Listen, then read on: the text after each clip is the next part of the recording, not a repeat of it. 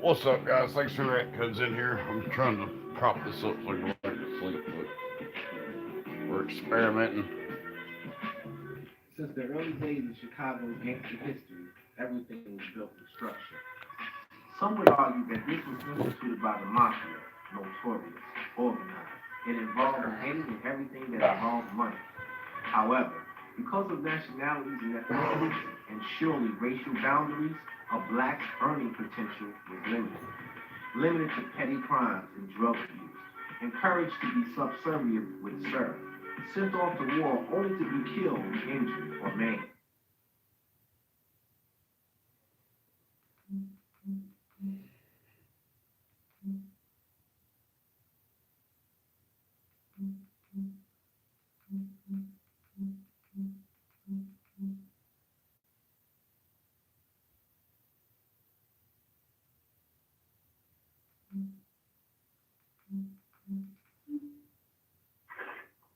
Go ahead.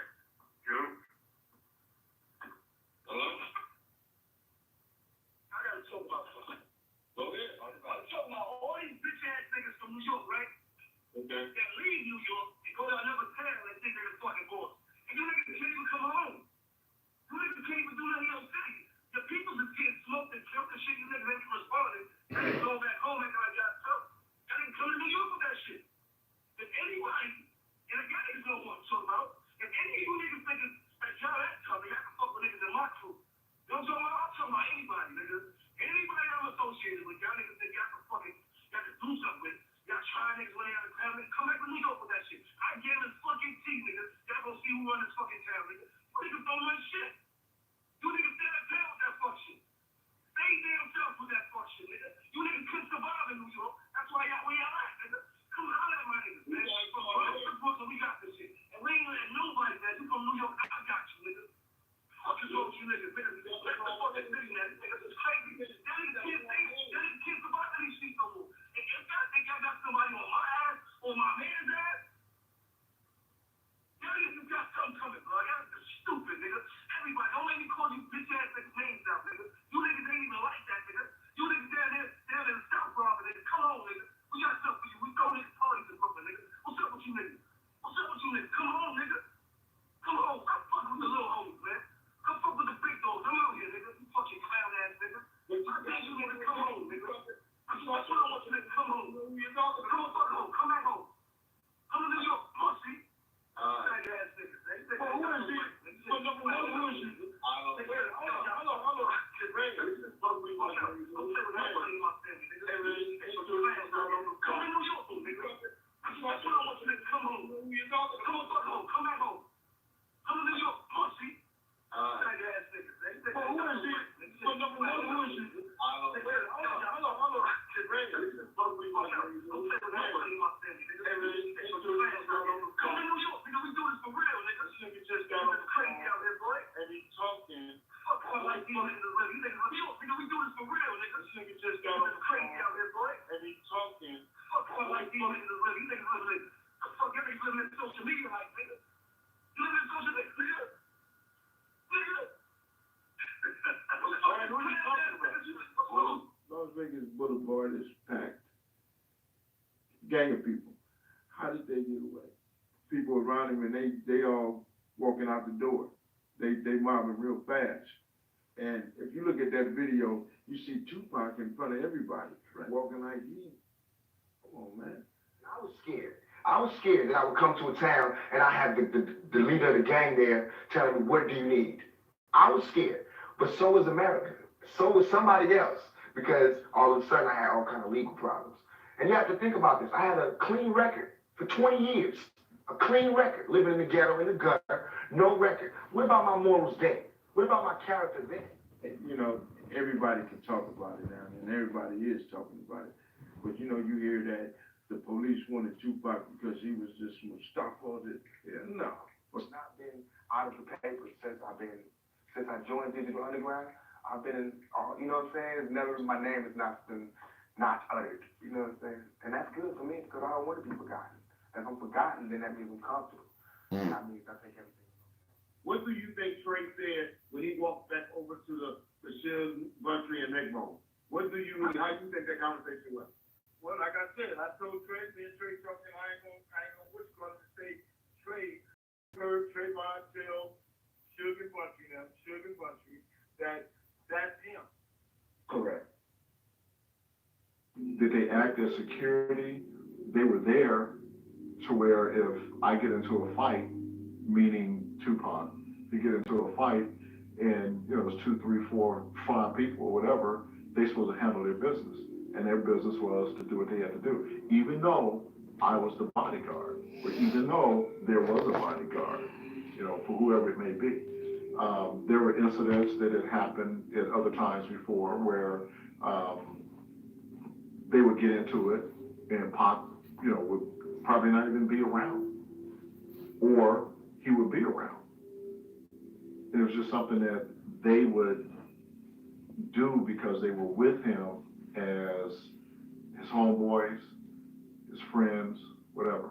You know, it's like if you and I and a bunch of people are together, and you get into a fight with someone and we're all out at a club, you know, we're all there to help you, you know, through this fight. You know, beat down, there's a beat down coming. After the Seldom fight, Suge wanted to go ahead and leave, and Pac was ready to go, obviously, you know, as well. So we walked out of the back area. Mike Tyson never came in the back, so we never met up with Mike. We ended up leaving. As we left out of the fight arena area, as we got out into the casino area again, the rest of our entourage was out there waiting on us. As we walked up to greet them, which would have been, you know, all of Death Row entourage, along with Tupac's entourage, which would have been the Outlaws and whomever else. One of Suge's guys, his name is Trevon, came over and whispered in Tupac's right ear because I was standing on Tupac's left. Tupac took off and ran in toward the left in that direction of the food court. As I took off behind him and the rest of the entourage is behind me, Tupac comes to, at this time I didn't know who it was, now being Orlando Anderson, standing by this planter, just like waiting. And Pac just ran up on him and then Orlando Anderson swung back. At this time, Pac's medallion broke. When he reached down and grabbed the medallion, I grabbed him and got him out of the fight. By the time the entourage who was behind me had gotten there, the footage that is from the MGM everyone sees, Orlando Anderson's on the ground and everybody's kicking at him, beating him down or whatever. That's what took place right after we walked out of the fight. And then from walking out of, from that incident there ending, the fight with Orlando Anderson, because I knew the way through the MGM, because I was in the MGM walking around earlier looking for everyone, I knew how to walk us out of the MGM to the entrance. And I walked us out of the entrance. As the tape shows, I'm in front, Pac and Suge, and everybody is following me now.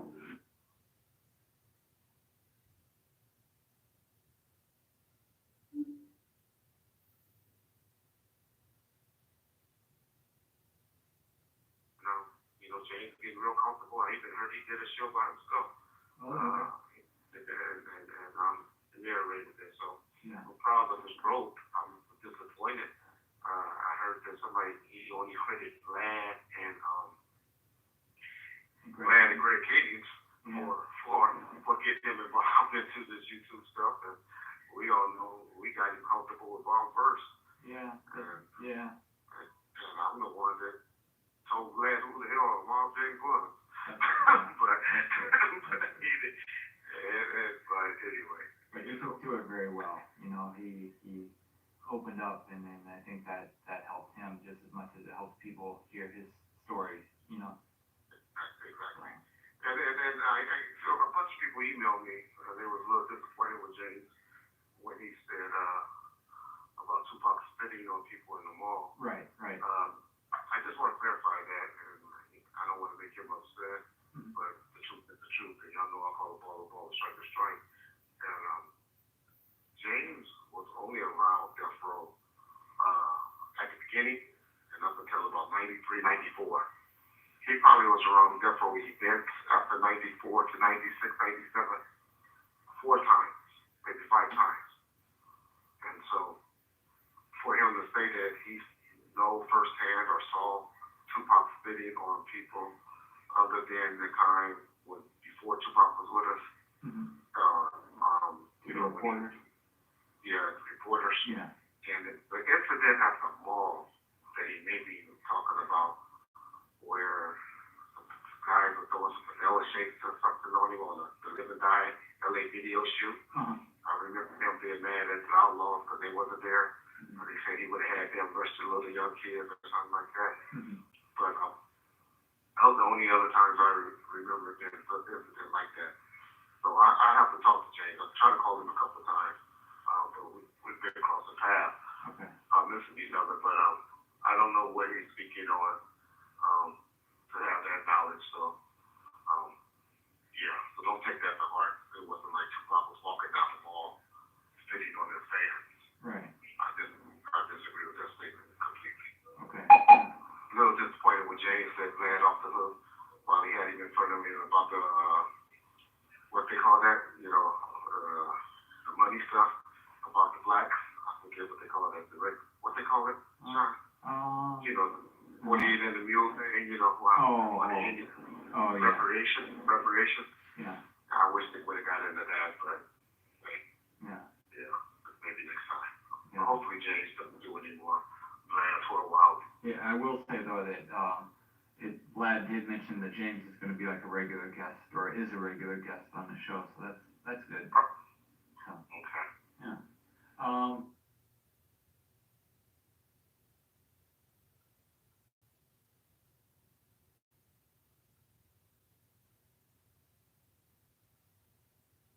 You know, I always have problems when I talk about Tupac. People think I'm hating on Tupac. People think I'm mad because Tupac didn't put me in the song. You lying ass bitch.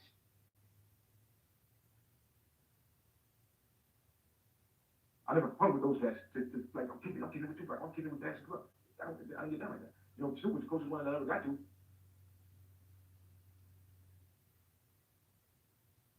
And that's only because I did the quit that, the street right. Yeah. Well, you said at one point Tupac's attitude started to change.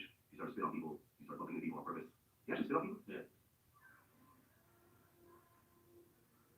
You lying ass bitch. He think, I mean, Tupac, when he could be cool, and then, you know, this the way he was, and then, you know, just changing, coming into this, like, monster, this beast mode. Who is them?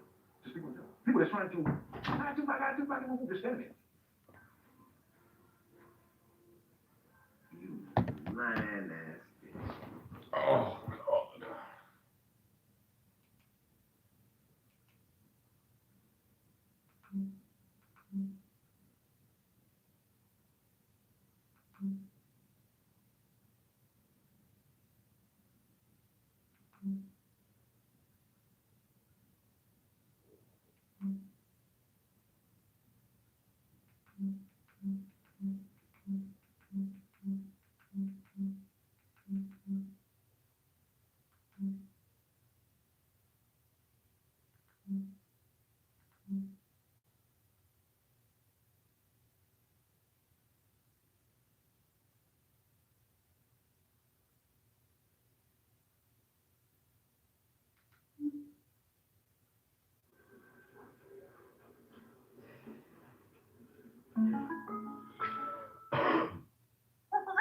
The Joe Rogan Experience. It's kind of hilarious how this conversation came about. You said you got a call from your publicist because your audiobook spiked. It spiked like crazy. It was like, what cosmic dust in the outer bands of Jupiter just did that? Because we didn't figure out what it was. It just spiked like crazy. It went nuts. I think it went to #1 briefly. Anyway, so he said, what did that? Anyway. And it was from an Instagram post. It was. And you were, my friend Steve Ranella wrote a book called American Buffalo. And I had put on Instagram how great the book was, and he did the audio version of it. And a friend of mine on Instagram, he goes by the name of the Jackalope. He's a fellow Hunter S. Thompson enthusiast. He said, you got to read this book. And so he tells me to read your book. and Empire of the Summer Moon. Yeah, It was amazing. I mean, he was absolutely right, and it was so good. And I made an Instagram post about that. There it is. Oh, look at that, ladies and gentlemen. It's a fantastic book. There's so much good stuff in there, and it was so sad and so gripping and so riveting.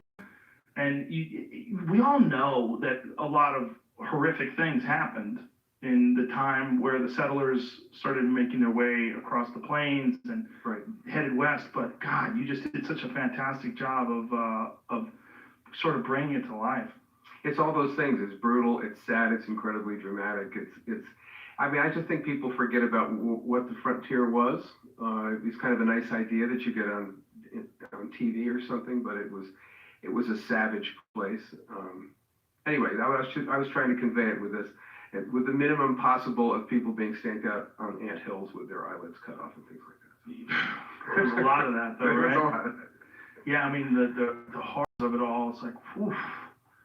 You know, and I'd never seen. I knew that kind of stuff had taken place, but I really never read it so graphically depicted before this book. What motivated you to write about all this?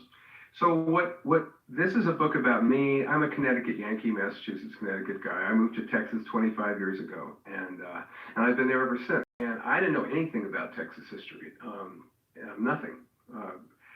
Beyond whatever you might know about the Alamo or something, or Sam Houston or somebody like that. And I got there and I just started to, I started to hear about the Great Plains and what they were, which was an alien concept to me. I wasn't sure what the plains were or why they were different than some other part of the country, the high plains. And I came upon this idea that the last frontier was there, that this is where it all went down. This is where like the end of freedom and limitlessness. It didn't happen. The frontier didn't push forward till it got to California and then hit the ocean. California settled, the East settled, and then there was this one last place that did not. And it went on forever, and there were reasons for that, one of which was the most hostile Indian tribes in the country. Another was that there was no water, there was basically only land, no water or timber. But so I got into this, and then, lo and behold, I find out because I live in Texas that there's this principle that lived on this land, the Comanches, that determined everything that happened in the American West around them. And that's not an exaggeration. They were because until, the West wasn't won until they lost it. And that was for sure. And so there were two things. One, this arc of the rise and fall of the most powerful tribe, most influential tribe in American history, the Comanches, which was very cool, from the Spanish and the horse and all sorts of big stuff that goes on.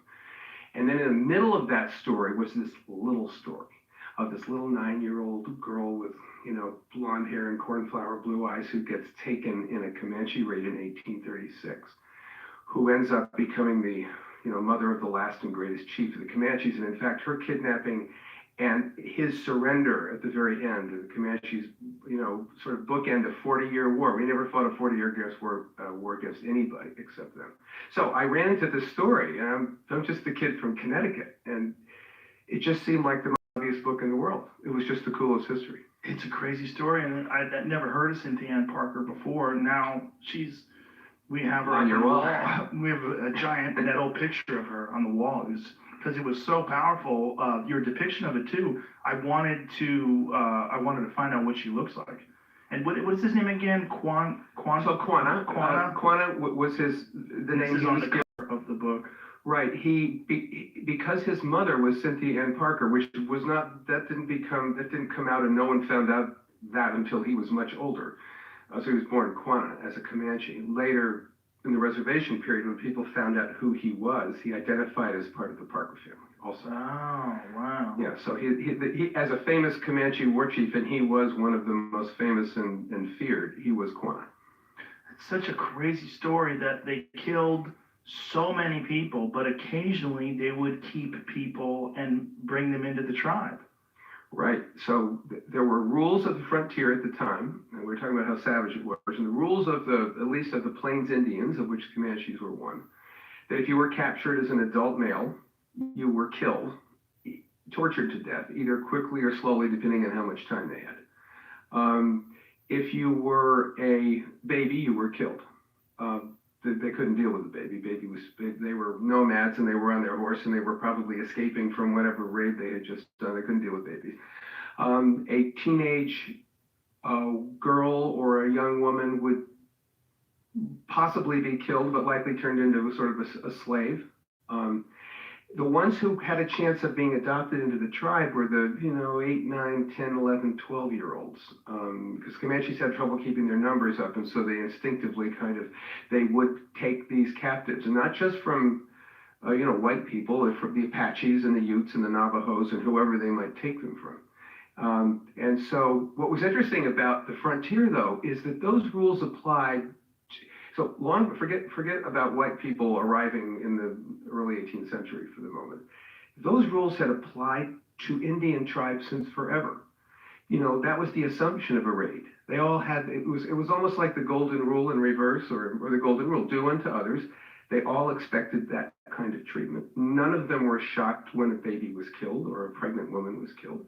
It took the kind of the Anglo-European civilization of Newton and Leibniz and the biblical tradition to arrive on the Texas frontier in 1830 and be shocked at what they saw. Very interesting, very savage, very brutal. It was a culture of raiding, essentially. This is the Comanche culture in particular, or the Comanches, Native Americans in general? Yeah, well, Native Americans in general, Plains Indians in general, so Plains Indians, we could kind of start. You would know the names of a lot of them: Arapaho and Cheyenne and Sioux, and these were people who operated out in the great wide open. They were all masters of the horse. What made the Comanches special was that they became the preeminent horse tribe. People forget that there weren't any horses in the continent until the Spanish brought them in the 16th century, and so the tribes that got the horse and mastered the horse basically altered the entire balance of power in the plains. And the tribe that got the horse better than anybody else in terms of breaking and breeding and saddling and riding and stealing and hunting on the back of and fighting were the Comanches, and nobody was their peer. And so this was not just a plains tribe, it was the preeminent power on the Southern Plains.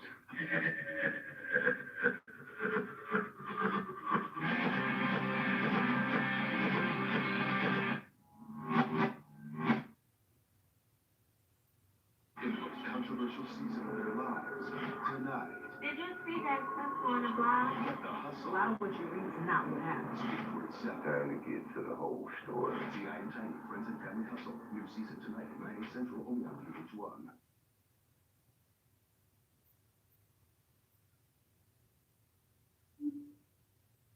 No matter what happened in your life, you get a lot of love, Mike Tyson. Despite the color, where you're from, what happened, people love you, man. I just went to the Saudi at night. One of the real boys was there. Yeah, we had a good It time. was like, dog, it was the best day of my life. Mike Tyson was so fucking good. I mean, what you're doing right now, I mean, it's fucking tremendous, man. Oh man, here we are, another episode of Hot Boxes with Evan Bretton and Mike Tyson. Today we have a special guest, man, a New Yorker, man. 100%. Tell him Joey D and talk to us. What's happening, people? Hell yeah, Joey. The champ Mike Tyson, straight from Cuba, 205 West 88th Street, and fucking points beyond. And then I ended up in North Bergen, New Jersey, and because my mother had a bar in Union City, but. Yeah, you know Jersey City? Yeah, I know Jersey City. You know Mario Costa? No, I You used know to. Ringside Gym there? Nah. Jersey City? Oh, by Journal Square. Yeah. Yeah. Ringside. I used to go to Jersey Wow. City and hang out. I went to Bob Hurley's basketball camp when I was a little kid. He was a coach at, there's two kids played for Duke. And he had a basketball camp there. And I used to go to movie theater there, and I got stabbed there. Yeah, 'cause that's a real crime infested neighborhood. I got stabbed there when I went to neighborhood. Richard Pryor. That's a real bad neighborhood. Richard Pryor live on the Sunset Strip. Yeah. And I went and got high, smoking pot with my friends, and some dude cut me through a sweatshirt. So, fuck. That's what it's like. Dude. Tremendous. But it's great to be here with you guys. It's a war zone, buddy. But Great it's all to love. have you, man. Mike and I have a lot of similarities. We both lost our mothers at the age of 16. Mhm. We both got locked up. You been to Spofford when you were a kid? What's that? You ever been to Spofford in the Bronx when you were a kid? What's that? Spofford Avenue? You know, man, it's been so... Juvenile locked up? No. I was good as a juvie. That was my shit. I was good as a juvie because you and I had something else in common. We got saved by an Italian man. Yeah. Okay, when I moved to New Jersey, the neighborhood man was Carmine Balzano, God rest his soul. And he took me into his house, even though I was Cuban. He had 4 other sons. And one of the sons died, and I kind of replaced him. So whatever the sons got, I got. I give you a different type of feeling. It was the 70s. Ain't no spick or no black dude gonna walk into an Italian's house. But they didn't look at it like that. We got saved by Italian. We have so many similarities. You know, you're from Brownsville. In my early years, Well, my mentor is from the Bronx. He's from Arthur Avenue. Yeah, Arthur Avenue is still fucking kicking and shit. Yeah, representing Italian food like a motherfucker still. The last American slices in Arthur Avenue now. Everybody knows that in this country, but it's always been Italian. They were from the beginning, 100 years ago. But it's just a pleasure to be with somebody who understands. You know, Mike Tyson was the king of New York. You know how hard that is to be the king of New York, walk the walk, talk the talk, the king of New York. Oh, thank you, brother. And he got dethroned by Tony Soprano. You know what I'm saying? It just happened. Listen, I met him once too. Yeah. I met him once. Yeah? Yeah, I met Tony. James? What was it, Garfield? James Gandolfini? Yeah, Garfield. I met him once. How was he? He was a very decent man. Very nice man. Rest in peace, I won an award. Then he said, when was that movie out? When did that movie? He didn't even see The Hangover. I didn't know it was out. When was that movie out? That's so funny. That's classic actor. Just so deep in your art. Yeah, that was just, listen, he left us all too soon. Yeah. Yeah, definitely. They all do. They all do. You know, we don't get to say goodbye or something. You always feel bad, you know. Yeah.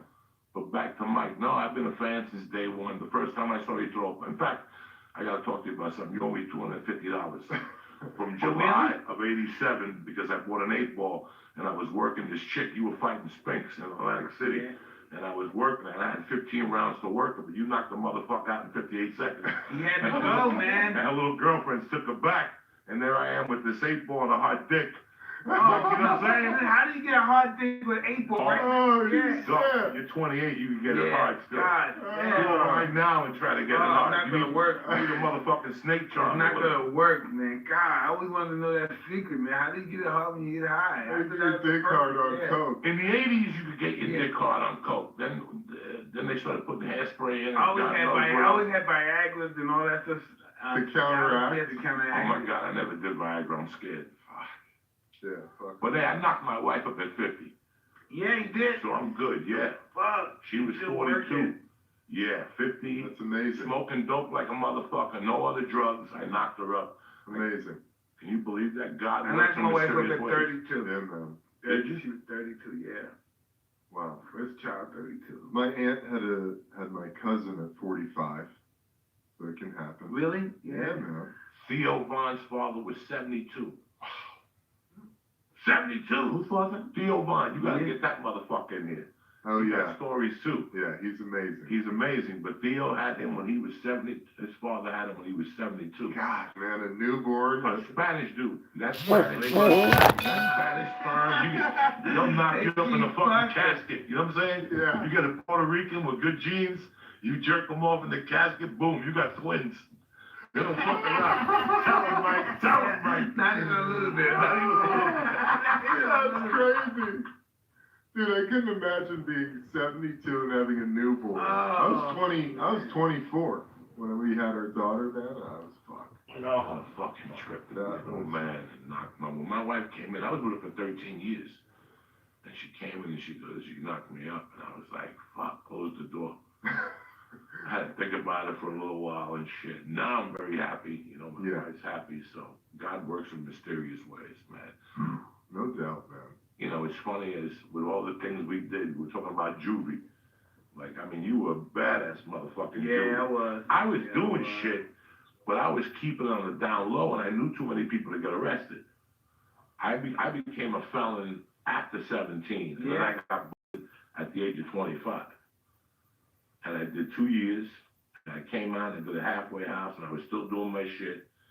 and some dude in the prison, he was in there for murdering his wife and the mailman.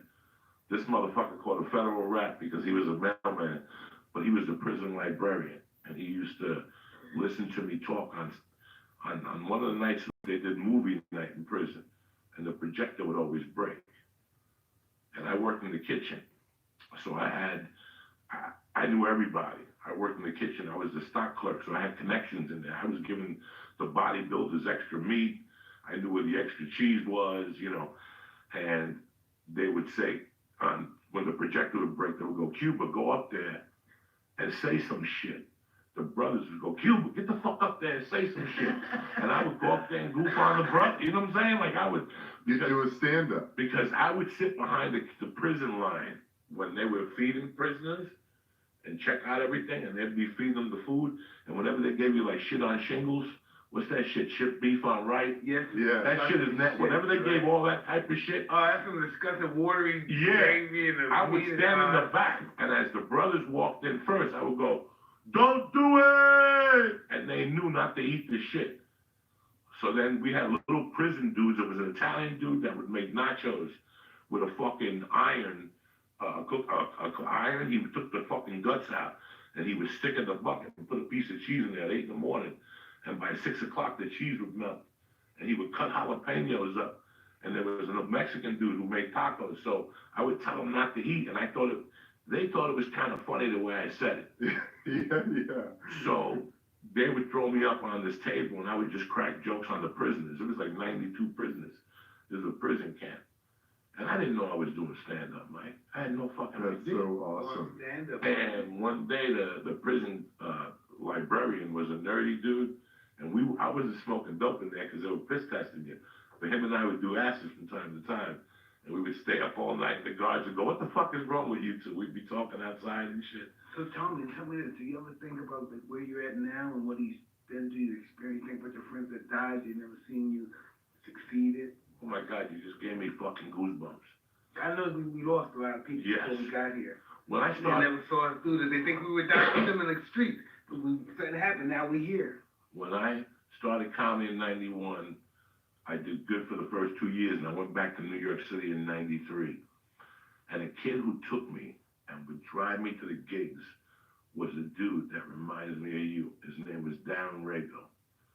This motherfucker was shooting steroids when we were 16. He would go into clubs. I would tell him, take your shirt off and do push-ups. And he would just start doing push-ups at the disco without his shirt on. In 82, 83, he was just crazy.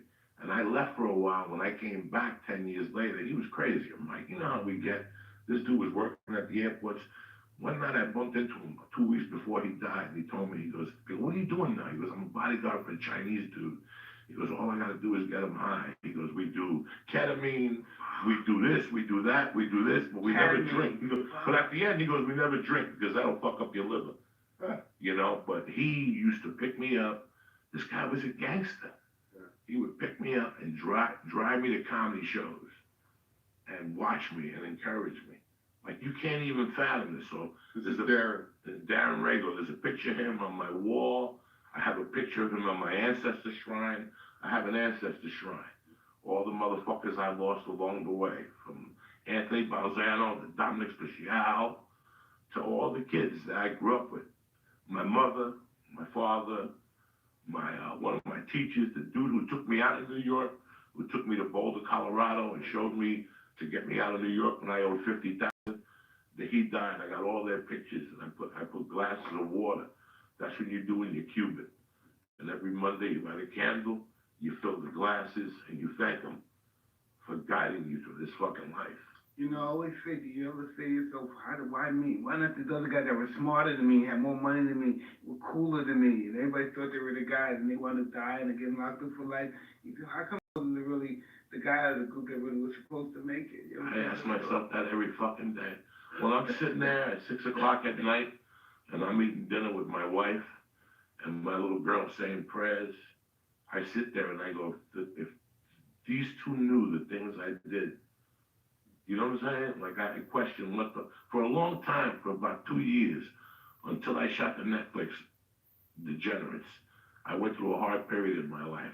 a couple of years ago because I couldn't accept what was going on. People coming up to me saying I changed their life. Bitch, I robbed a can of coins one time out of a Carvel. You know those fucking cans that say donate to blind kids? Yeah. Handicap. Yeah, donate to blind kids. One time I went to dime. Yeah, one time I went to Carvel and I took whatever was in there. It was $7, Mike. And here I am now at the Comedy Store every fucking night doing comedy with Joe Rogan and Whitney Cummings and Dalia and fucking Jeff Ross. And I look at myself and I go, what the fuck? Listen, coming from a place that where we came from, what we did, we only internalize who we are, and we think that we're nothing, because we don't think these guys did what we did. And it's in our mind, like, say we know somebody that killed somebody, we've seen somebody got been killed or something, or we're the cause of it. Somebody may have been picked on us or tried to abuse us, and we went to tell a friend, and our friend came back and killed them. That's just how it is in New York. And so we say to ourselves, we're not worthy of this because we're scumbags. Every day of my life, I question how the fuck I got here. I got left back in the 7th grade. I got a GED. I'm a felon. Yeah, I didn't even get my GED. And I'm a Cuban that can't play baseball. I got nothing going for me. I got my GED only because I was going to go to prison, and if you get your high school diploma, they knock 2 points off. So you end up going to a lower. See, that's why I was in prison. I said, you get your GED, they get you about failed the damn GED. So I said, let's try this kid. Let's go to the drug counselor and take these drug tests into this program. It's funny because I fucked my drug counselor. When I was in the halfway house. When I was in the halfway house, it was this badass counselor. When I got out, she used to piss test me. And I'm uncircumcised. So I was pull the skin back on my dick. I was snorting coke like a motherfucker. And I said, what cleans up your piss, Mike? What cleans up your piss? Pool cleaner. So I would take pool cleaner and grind it down on a cheese grinder. Pool cleaner? Pool cleaner. Those pills that you put in the fucking dip and they float around the water. I would shave that down. I would pull the skin of my dick back. I would sprinkle pool cleaner on my dick and pull the skin over and put like a little bread thigh at the end. And I would go take a piss. And I would pull the skin back, and the pool cleaner would go into the piss, and I would fuck up the piss test. You don't understand, my team? Huh? It would just go, and one time I put Drano in that motherfucker, and the thing started foaming. But the dude couldn't catch what I was doing. They knew I was fucking up the machine, Mike, but they couldn't catch it. So they sent the white chick in one day, and I would jerk off outside a little bit to get my dick hard, and I would go in there with this Cuban egg roll, and I fucking pee and show her the hammer. So I get out of the halfway house, I move on with my life, I get into comedy, and I'm slinging, I'm delivering Chinese food, but slinging coke and doing comedy at the same time. So if Mike wanted coke, I would go, Mike, don't call the Chinese restaurant, order an egg roll, and I'll deliver it, and at least I can blame it on the Chinese people, because it was in the bag like a 40 cookie. So one day I knocked on the door, and who answers the door? The drug counselor. But to boot, she was cute. She had a nice breast. She had a nice body. But the only problem was she had a leg like with a limp, and it was like a mystery. So nobody talked to the bitch. We met eyes. We started swapping spit. I started fingering.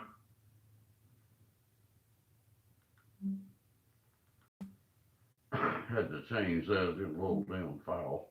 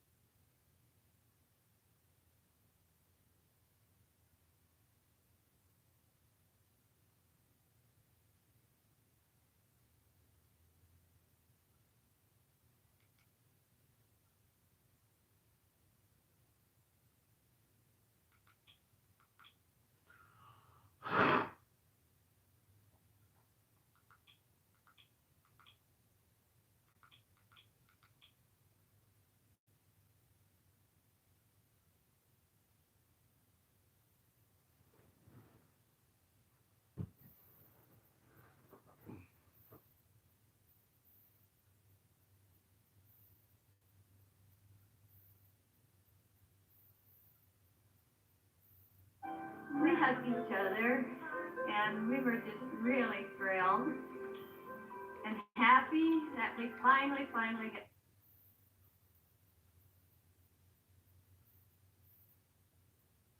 See, we're not too broke.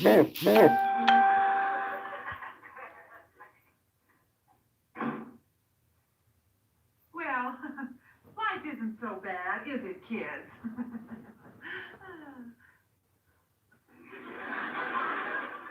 And on a local note, tragedy was moments ago when a sobbing woman and her two hysterical children were talked down from a ledge on the Sears Tower. It's believed to be the first family suicide attempt in Chicago history. The woman was quoted as sobbing, "Shoes. He sells shoes." I'm home!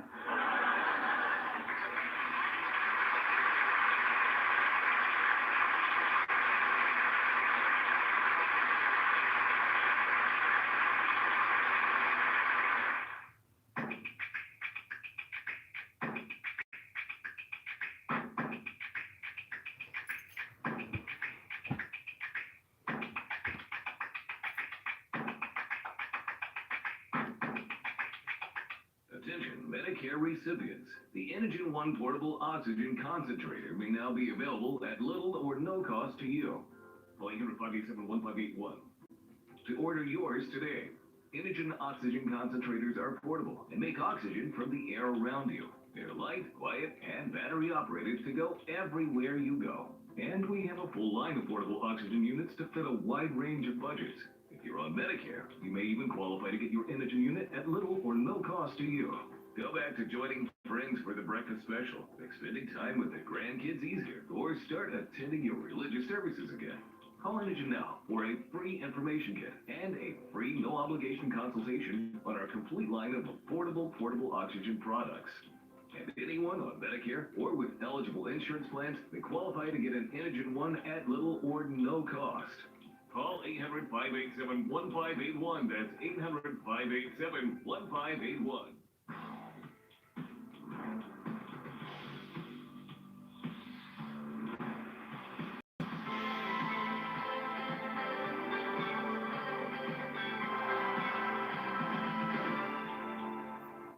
I really am sorry for all that you've been through, and I'm so sorry for things that have happened this way. And I appreciate that. It was really hard for you to apologize. I understand that, and I really do appreciate it.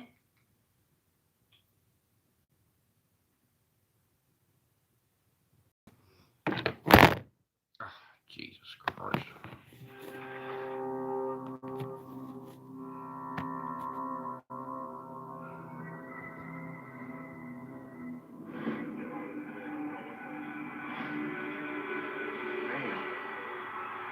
A woman with nowhere to run.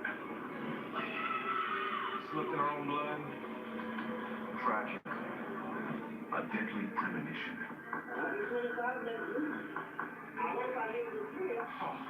A moment later, she was dead. A twist of fate. I think you might be in danger, so it's very important that we get to the truth. I don't know who killed her. I don't know. And the clock is ticking. For homicide detectives, their chance of solving a murder is cut in half if they don't get a lead within the first 48 hours. New Orleans, Louisiana.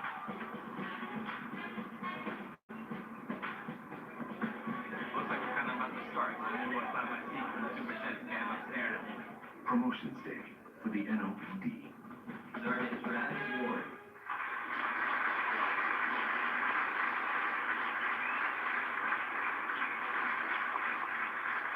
We're here to watch members of our homicide section be promoted to sergeant and lieutenant today. It's a special day. Veteran Detective Ryan Vaught is up for the next case. The homicide unit's a very close-knit group. I consider everyone part of my extended family.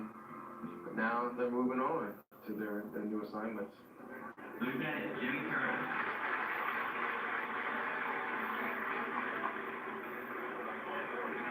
You'll miss them all.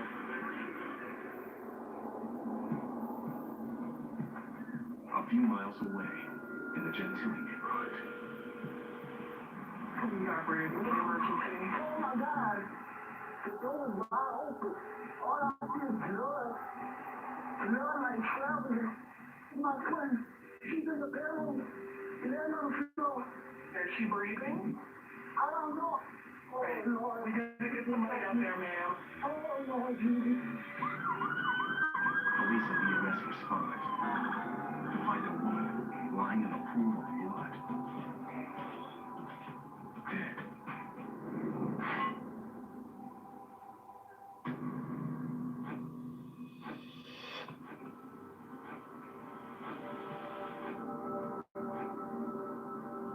We're gonna sit down and celebrate and have a nice one.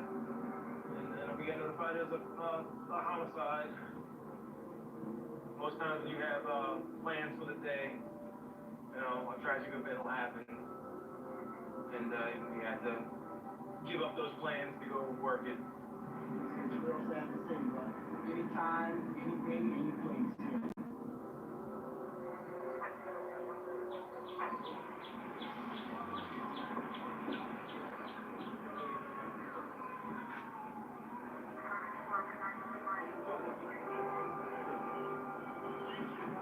Victim, she's in the rear bedroom, laying on the floor. Do we have any ID on her yet? The lady came running up to me a little while ago, and she gave us name. Shakita?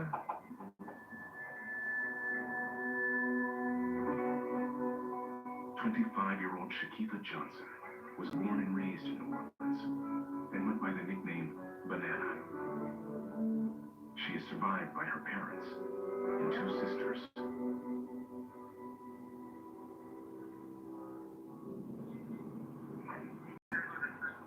Neighbors say it was her birthday yesterday.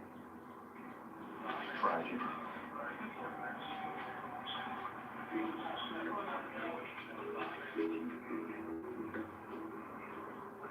Damn.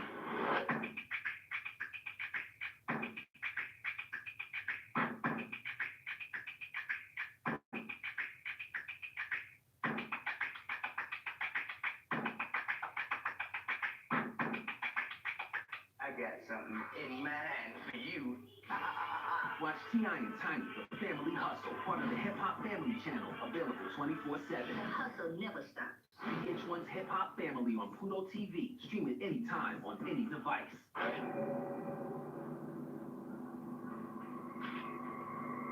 Oh, God. Multiple gunshot wounds? Yeah. Got to the head, left shoulder, right arm. Whoa. Brutal. Casing inside.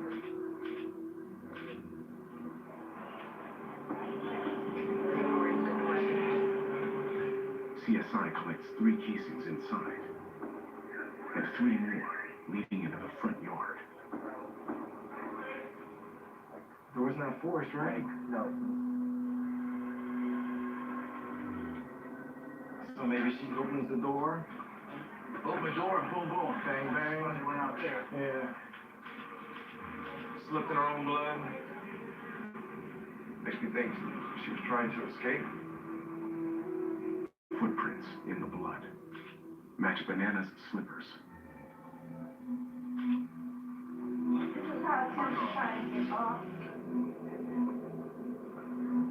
It's a horrific way to spend the last few seconds of your life. You know somebody's coming to kill you and you can't get away. Now we're looking out for us.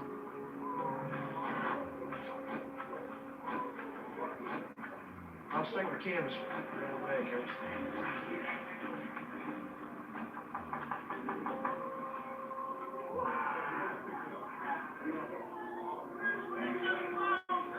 Ma'am, you think this might be one of your family members? That's not us. Alright, if you mind, just want to call the detective real briefly, and maybe we'll have some more answers for you in a few minutes, okay? Alright?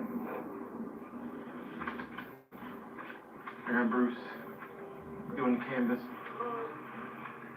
And then I got Rip talking to a family member right now.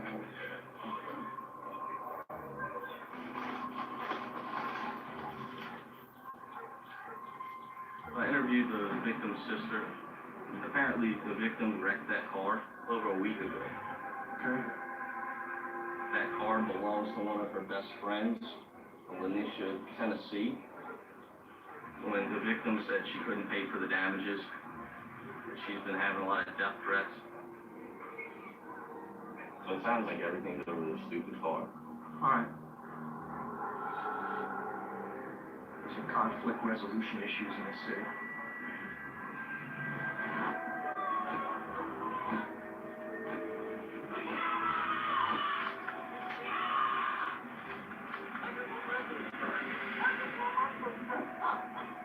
Usually when you have female victims, it's going to be someone that knows them. It's going to be a pretty close person to them. Vaught and Detective Theo Kent head to an address for the car owner, Lanisha, Tennessee.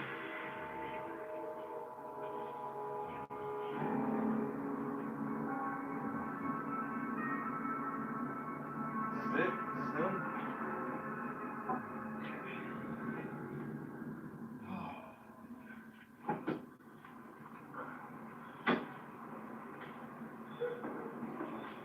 Miss Tennessee, how are you? I don't know. Oh, well, I do. Tennessee says she just found out her friend, Banana, was murdered. Why don't you take a ride up to our office that we can talk in private? Okay.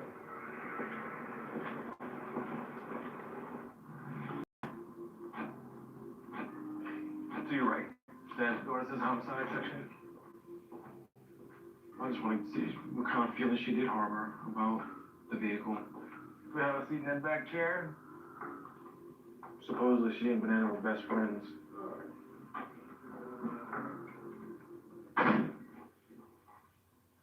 I'm just trying to figure out how this happened. So are we. Who would be the last person with her? I don't know. Were you over there last night? No, I went to TGI Fridays last night. Y'all see the red car that was in front of the door? Yeah, I believe I remember seeing one out there. Well, I left Banana to drive my car. And she wrecked it, and that was the last time I seen her. Okay. Tennessee says Banana wouldn't pay to fix the car. Had to be a big hassle for you though, huh? I mean, it was crazy, but what could I do? Banana, she ain't got no money. She gotta pay her bills. I played it off like, I'm gonna just let that go. I was like, we gonna get that friends one day. We always do. My mom used to always tell me, stay away from that girl, she's not in trouble. And I'm like, nobody can keep me away from her. what drew you so much to her?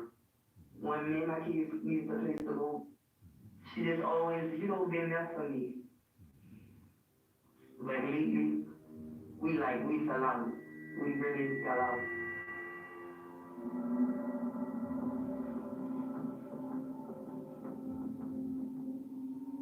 You do not seem to be grieving over her loss. I can't cry right now. I just can't. Did you have anything to do with her murder today?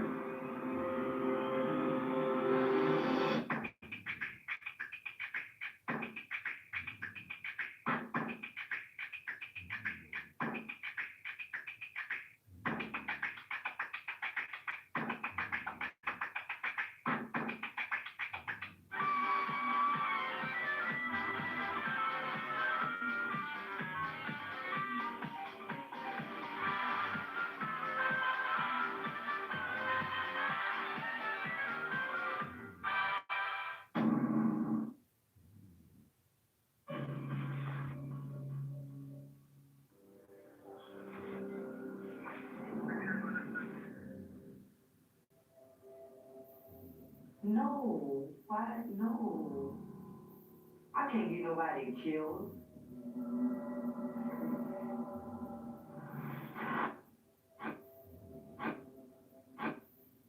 So, who do you think would want to hurt Banana? The same day I called her. She got a clue to this girl, Jazz. Jazz. The girl came with from Texas. She put her out. Wait, Jazz was living with her? Yeah. Tennessee says Banana had an ongoing feud with her roommate, Jazz. She ain't gonna let nobody mess with her. I guess they were having a little argument. Her and Jazz? Yeah. Banana got a text message from Energy saying that her light bill was $307. And she went there busting about her light bill or whatever. Banana wanted money. She wanted $100 from me. She claims Jazz refused to help pay the bill. And she was like, I want my money right now, I want my money right now. Banana was so mad that Banana wanted her out the house. And she threw all Jazz stuff out the house. She was throwing all the stuff over the balcony. I was helping her. Jazz was there? Yeah, Jazz was there. What was she doing? She was just going off. She was mad. What's her real name? Yeah, I don't know this girl from Adam and Eve. I don't know. All right, I'm gonna step out for a second, and I'll be right back, okay?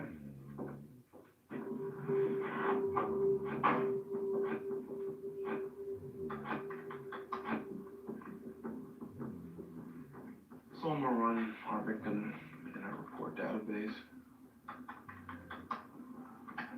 See what kind of complaints she's made. Here we go. Got a disturbance report. Banana claims that her roommate was threatening her.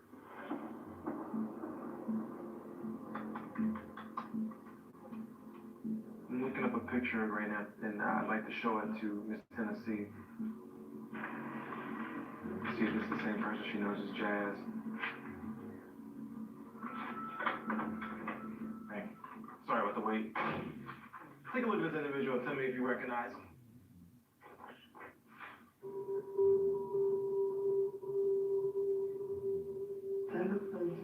That looks like Jazz.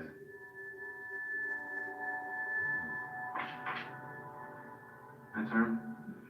Okay. You ever seen Jazz with a gun? No. So where can I go find Jazz? I don't even know. I think Jazz is gonna be our strongest suspect right now.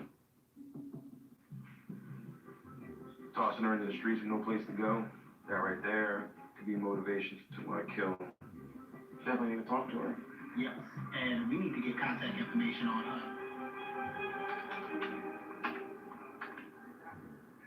No active warrants for her, and no local addresses. It's gonna take a little bit more work to try and track down old Jazz here. Robinhood believes now is the time to do money, without the commission fees and account minimums, so you can start investing wherever you are, even on the bus. Download now and get your first stock on us. Robinhood.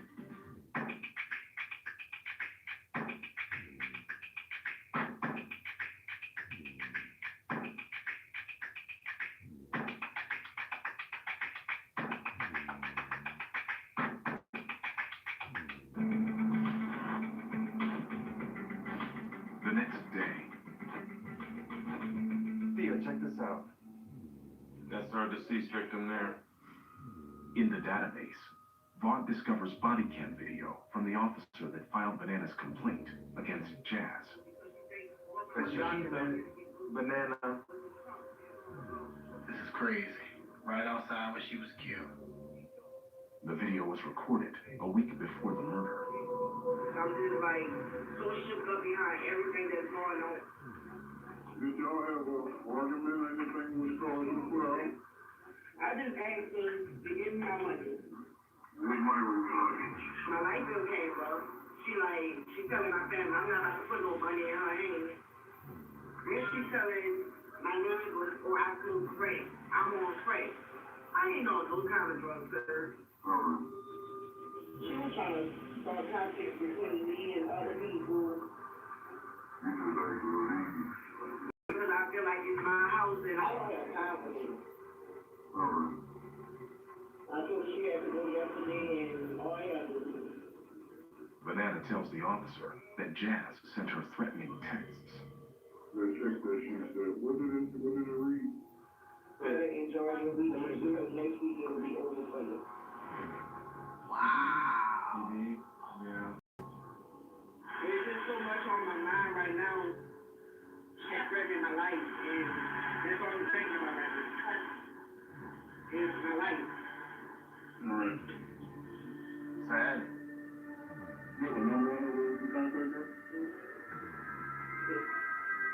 She gives Jazz's phone number to the officer. What document? How old are you? I'll be 25 next week. I hope I get to see him.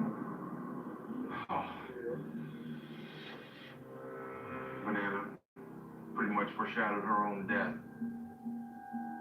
She says, I hope I make it to my birthday. Hope I make it to next week. 1 week later, she was dead.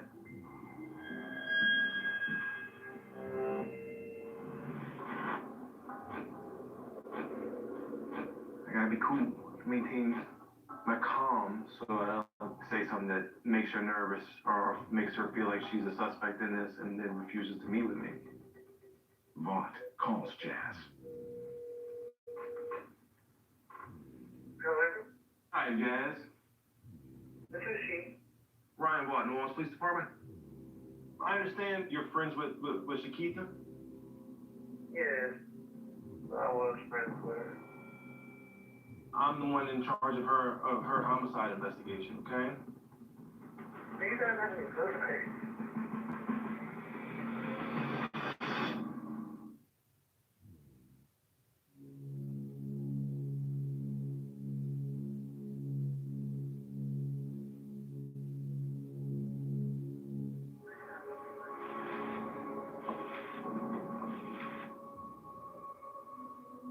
I understand that you two lived together for a short period of time? She had a lot of stuff going on. That's why I left.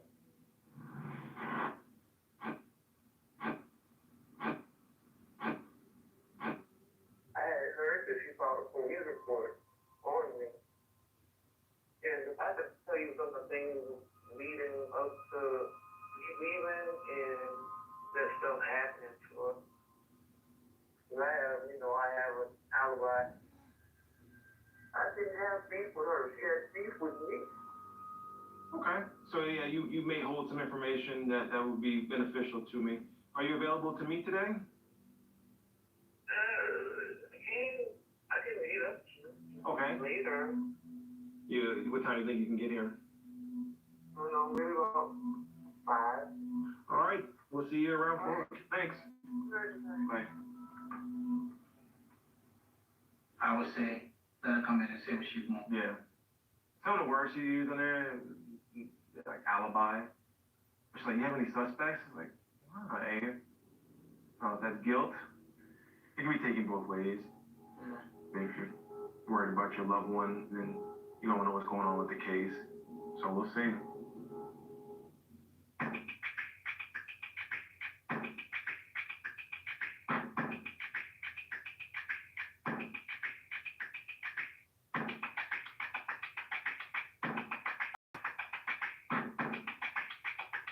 I'm T-Pain, musician, businessman. I'm on a quest to find the entrepreneurs who are defining the future. This is a $122 billion industry. What? T-Pain School of Business. Catch up now on Pluto.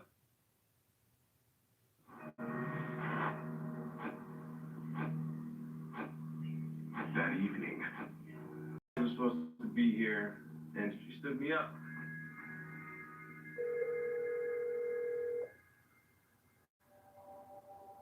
Hello? Vince Detective Vaught. I was just calling to see if you were going to make it today or not. I forgot. Can we can leave when it's convenient? Yeah, absolutely. We can do it tomorrow.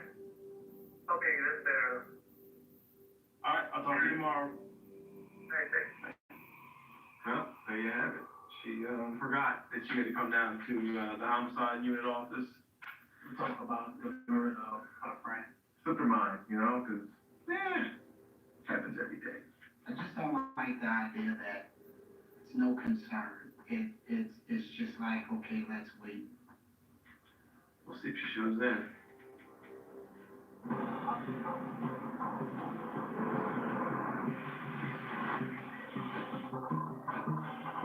As the clock winds down, You have reached the voicemail box of 50. So I'm frustrated. I should send her a message, huh? These kids, they love their text messages. Just say, are you coming today or not? I'm trying to be a little tactful about it there, Drew. Lure her in, dude.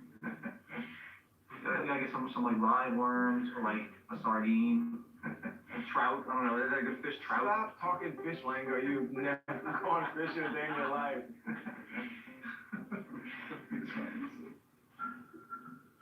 Rob's a young guy. He's into this texting stuff. How about that?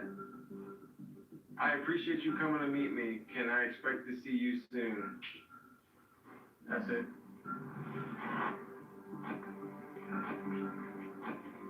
Here. This is her. Stop texting my phone. She says, I'll see you when I see you. She's really going about this all wrong. You know, way to leave, right?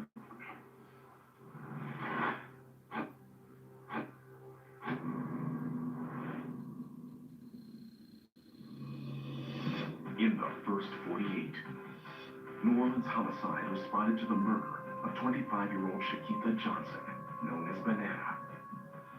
Learned from a friend that Banana had a fight with her former roommate, Jazz. Discovered Jazz allegedly sent threatening texts to Banana, but had been unable to get her to come forward. Several days later, can I get you anything? Nope. See right there. Jazz finally shows up. Okay. I'm Ryan Watt. This is my partner, Theo Kent. Most important fact here is that we get to the truth. Regardless of how sinister it may look or how much trouble it can get us in, we just need the truth. I don't talk to the police. I don't be involved with the police. All right. You know what I'm saying?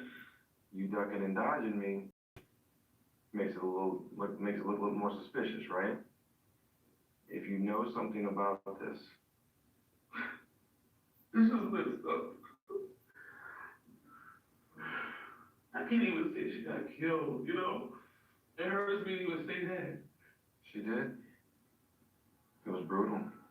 Well, it was a question me. I haven't seen or talked to her in the last week before she got killed because we were mad with each other. I want to make sure I'm completely clear.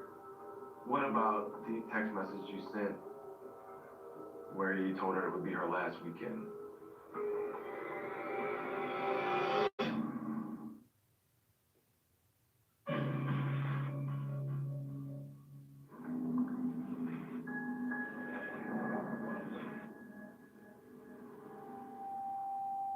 I was like, it's over for you next week. And she got killed. She got killed. I was mad with her. I drive threatened the girl. I said it's over for you next week. Because I was going to housing. Jazz explains her text was a threat to get Banana's government-assisted housing taken away.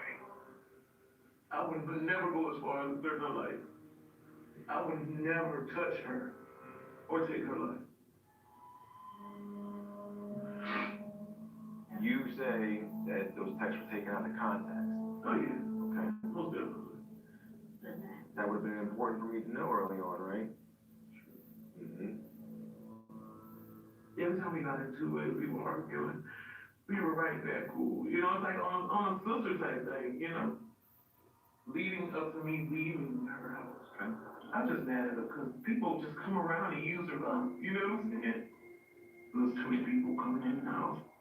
What are they using her for? A pill. She claims Banana would sell her prescription medication. Everybody that Banana knew, they all did them. And I am not down with that. What do you consider dope? Heroin. And she just had extra people around her. And me and her don't well. I'm kind of mad because I wasn't there. We're gonna step out for a second, okay?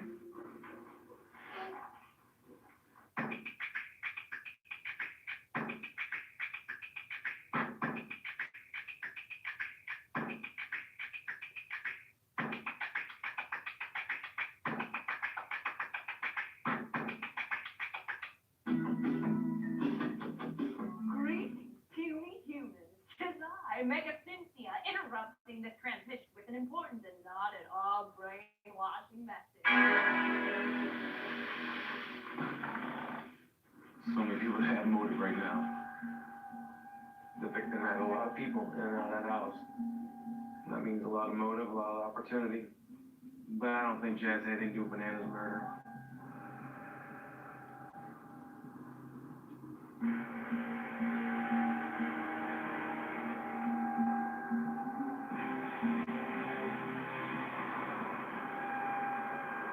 Days into the investigation, Vaught gets a huge break that takes the case in a new direction. So I'm at home on my day off, right? And I got a phone call from a person that has information on the Banana investigation. I was able to convince him to come down. So hopefully the information is good. Could be the break I need. I'm Ryan Moore, this is Robert Barrera with the Homicide Unit. So, take me through it. What's going on? Boom. You shot me down it. They shoot me down the. You saw the shooting on the outside. They ran the door, so the inside door. You saw the other door. And who did this? Boom. I need to shoot Tennessee. She ran having sex with Boom. He had killed somebody in Tennessee. She had told Banana about it. And he told that Banana was going to tell somebody. And said that she had to go, she had to flinch. Alright, let me go back. So, Tennessee told Shakita that Boom killed somebody. And then she must have went back and told Boom, hey, look, I told Shakita. And then next thing you know, Boom shows up and starts shooting her.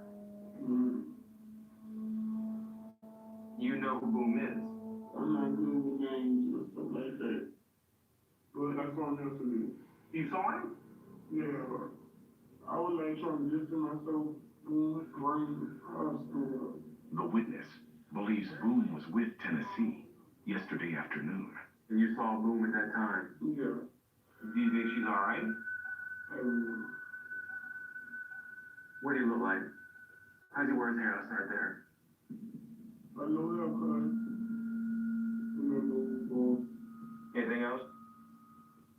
I was trying to get him injection because I'm scared. Excuse me 1 second. If anything happens to me, please look at We're not going to have to, okay? This person seems pretty credible. He or she was able to tell me about things that are only known to us. It was never released to the media.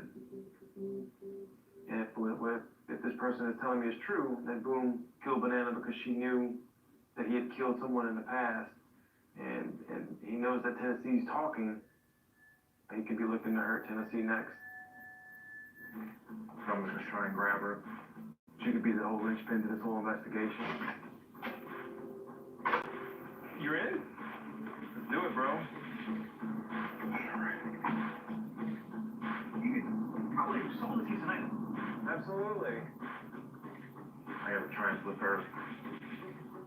time who Boone was.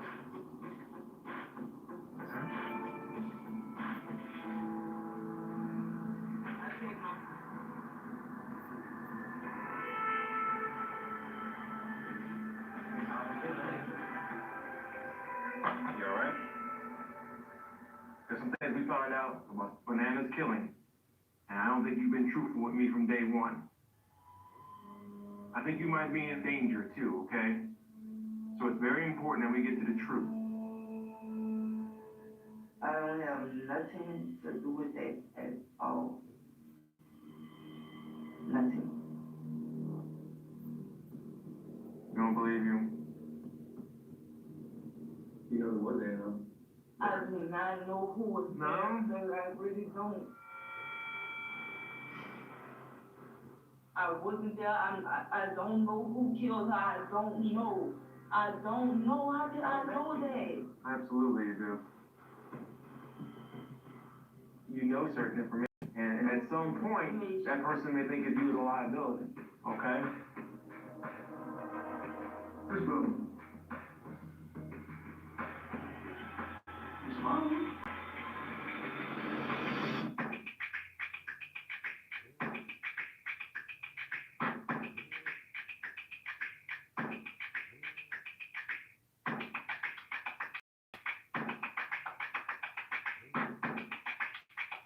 We know how important it is to have a safe, reliable vehicle right now, so Toyota is here to help.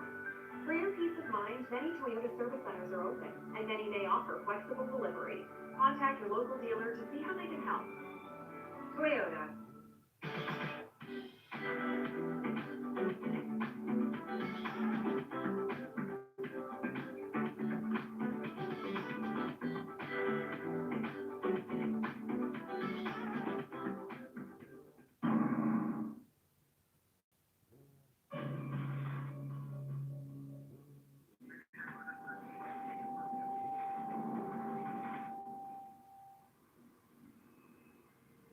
Boone is. Do you know about it to me? But you're having a relationship with Boone. I'm not having a relationship with Boone. I know him through, I guess, around the hood. What's his last name? You know, I know what's Boone. Last name, first name. Yesterday. Where'd you go? I was at my friend's house yesterday. How'd you leave her house? Oh.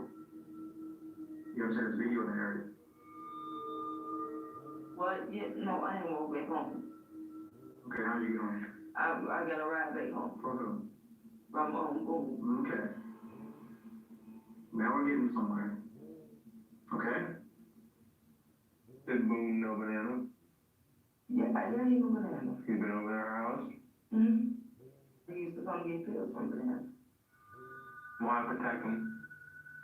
These people got power. Even if I make it look like I have something to do with this, I still could be.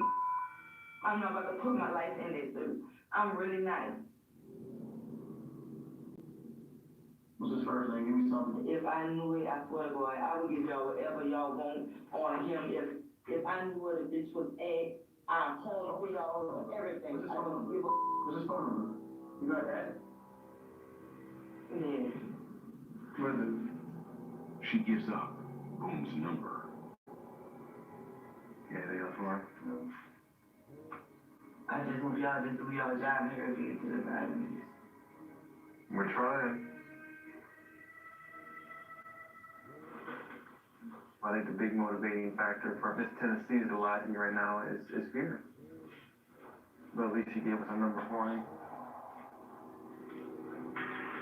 I'm gonna try and call Boone, see if I can't convince him to come down here and talk to me.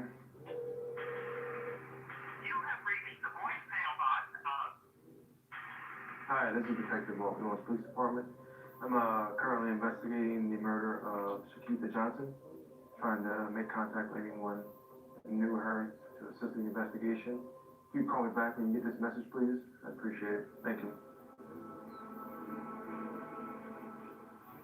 We'll see if he calls back.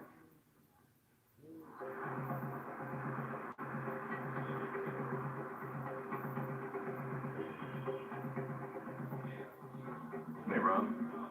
You're not gonna believe this. Just got a voicemail from an attorney stating he represents a Delvin Wilson. He said he's returning my call from a voice message that I left yesterday.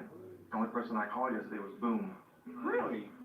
It looks like Boom, upon receiving my message, called his attorney, and then his attorney in turn called me. I think we just identified who Boom is. Detective Rob Ferrer runs the name Delvin Wilson in the database. Here he is. 28-year-old Delvin Wilson has prior convictions for possession of drug paraphernalia and illegal carrying of weapons. You want a murder? Get out. Shooting from 3 years ago. Who's that? It's embarrassing.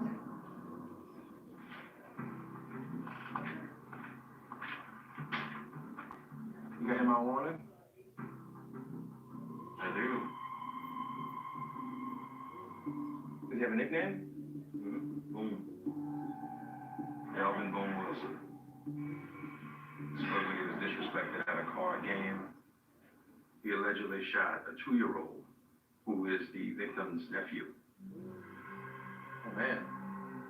There's a little blood trail to where the kid ran to. Saved his life. Oof. His car's in Georgia. At Atlanta, in front of a house that he's been linked to through the marshals. So I had a witness come forward and say that a person named Boom is responsible for killing my victim. What caliber did you have?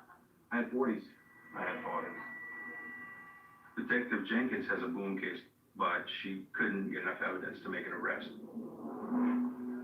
You have Boom as a suspect? This guy's just killing half of the population anyways. For which case? It makes me wonder because my witness says that my victim was killed because they knew about Boom killing someone in the recent past. So it makes me wonder about your case.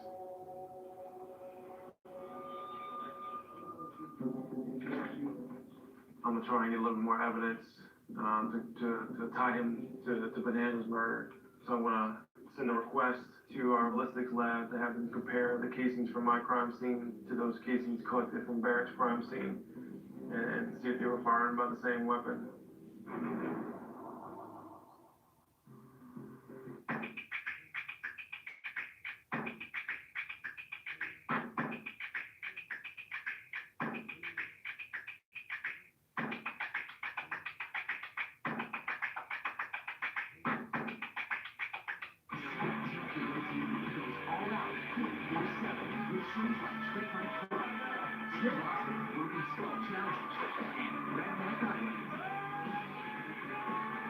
Watch all the debates on CNT News Media. 38 days into the investigation, as U.S. Marshals continue their search for Boom.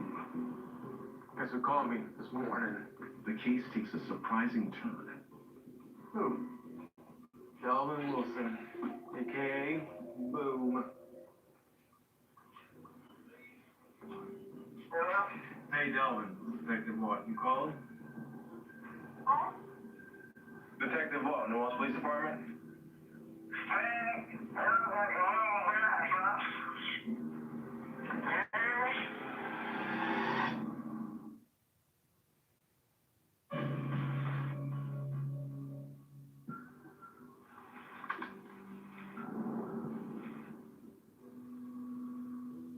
We got the wrong guy for what? I'm investigating a homicide that occurred on Gentili of a friend of yours. Shakita. She was known as Banana. You've been over to her house, and I'm trying to meet up with anyone that was a friend of hers and see if they can give me any information on why she was killed.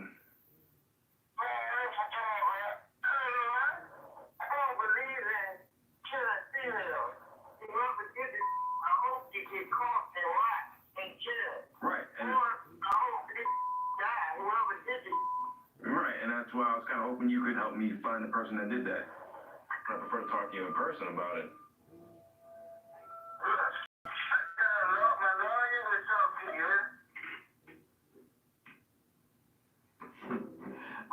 I don't believe in killing females. This guy can't lie very well. There's no telling where he is right now. A few weeks later, Homicide, this is Boyd. the results come in. Good. All right, and you're positive. There's no. Okay. All right. I didn't ask. All right. Yeah. Thank you. The casings from Barrett's case and my case are a match. There's no doubt in my mind right now that Boom is responsible for the murder of Banana. The matching ballistics coupled with the information gathered from our source of information is enough to author a warrant for Delvin for the crime of murder.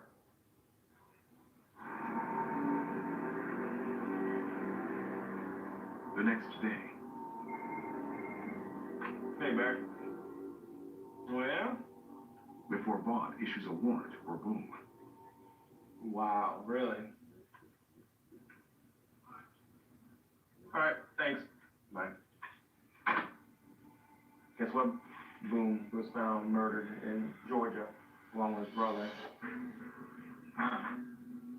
They were shot and killed in the car, and that car was set on fire. And check this out. Two dead bodies were found in a burned out vehicle in the woods of Crawford County on Sunday. The bodies were badly burned. They were investigating the case of homicide. They burned that car. Wow, man. Crazy, huh? Probably had them identified pretty quick, and then they contacted Barrett. And he was leading that kind of lifestyle that ultimately brought on his demise. With his suspect dead, Vaught closes his case.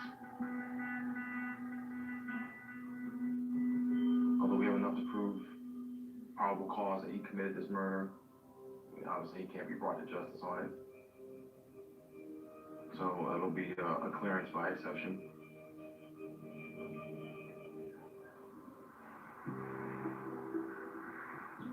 The next day, Vaught and Barrera go to update Banana's family. Hello.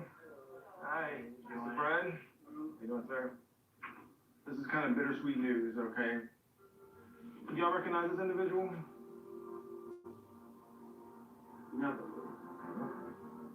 We believe that he's the person that killed Banana.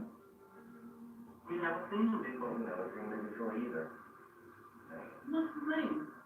Delvin Wilson. He goes by the nickname Boom. He had a connection to Shakita. I have one witness that did the right thing and came forward and say that he was responsible for it. And I have physical evidence that links him to that crime scene. Wow. But he fled the state and he was murdered in Georgia. He has been killed. What? Mm-hmm. I'm glad, man. I mean, I hate people losing their lives, but you just not y'all life, dude. Look at you. You're a bum. Unfortunately, the reasons why, he did this, I don't think we'll ever know. Well, I'm happy that somebody. It's brought some closure. I know it didn't never bring her back, right? But God did his job, I'm out there every weekend. I'm out there, I agree. And I want to go tell her. Same thing you did to you, baby, happened to him. It's over. Now she can rest.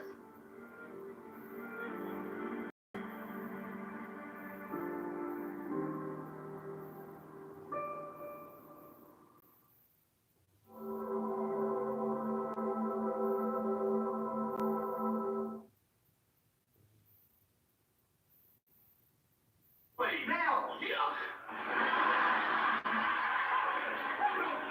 are you doing?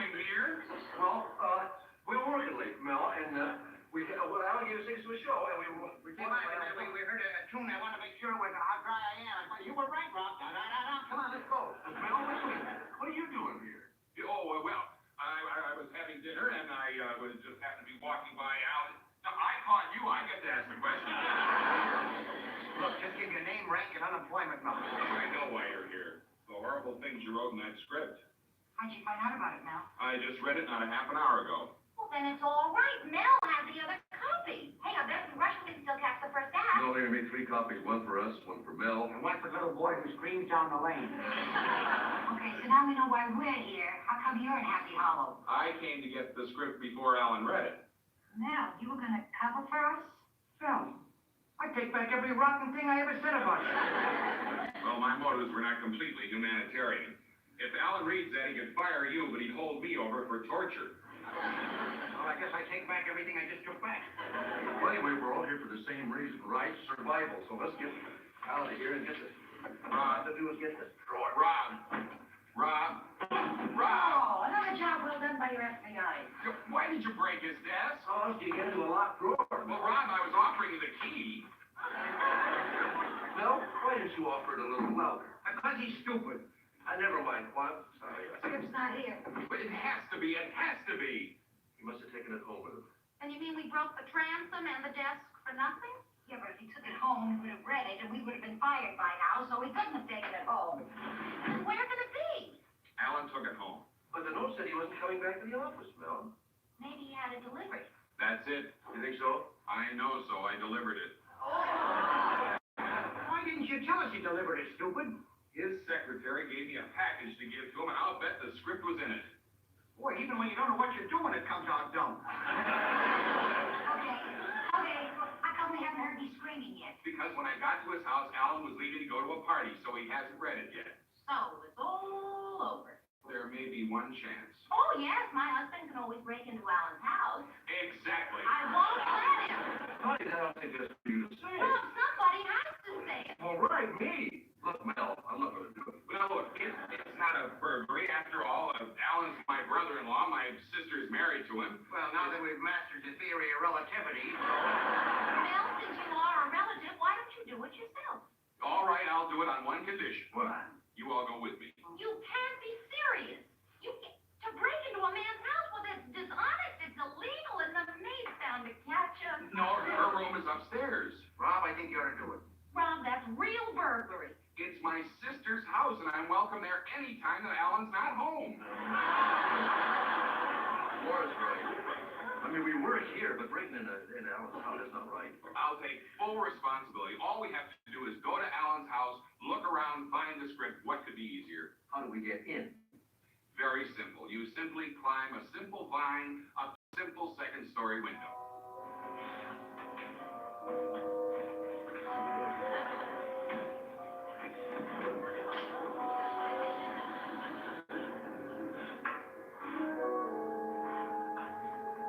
Simple vine.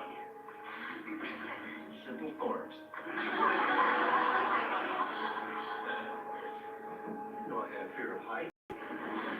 Rob, we found the key. What?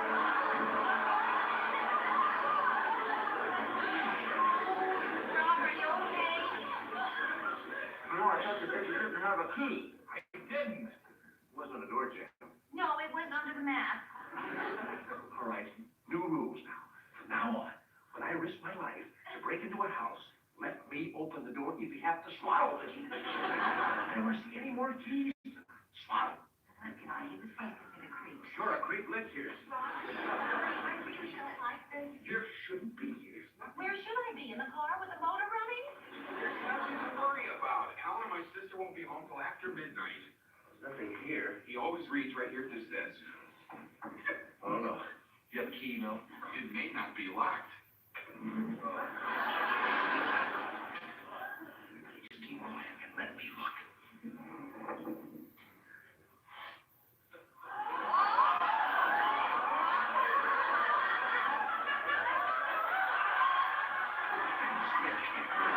one out of here is a house. He's a very sound sleeper. Maybe we can switch the script. We're in luck. He's only on page 4. The first one remarks on page 6. You think we ought to chance it? We have to. Make the script. Rob, you can't do it without breaking in. Hey, Rob, she's right. Let's kill him. He's liable to wake up. There's no sense in us all getting caught when it's right outside. What's the difference? If he wakes up and we're caught here, whether we're here or we're not.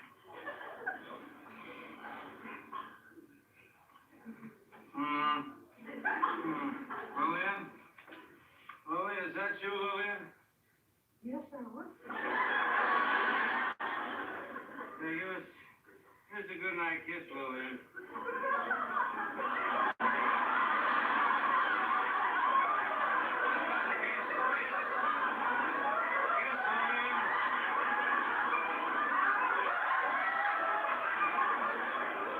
Thank you, Lillian.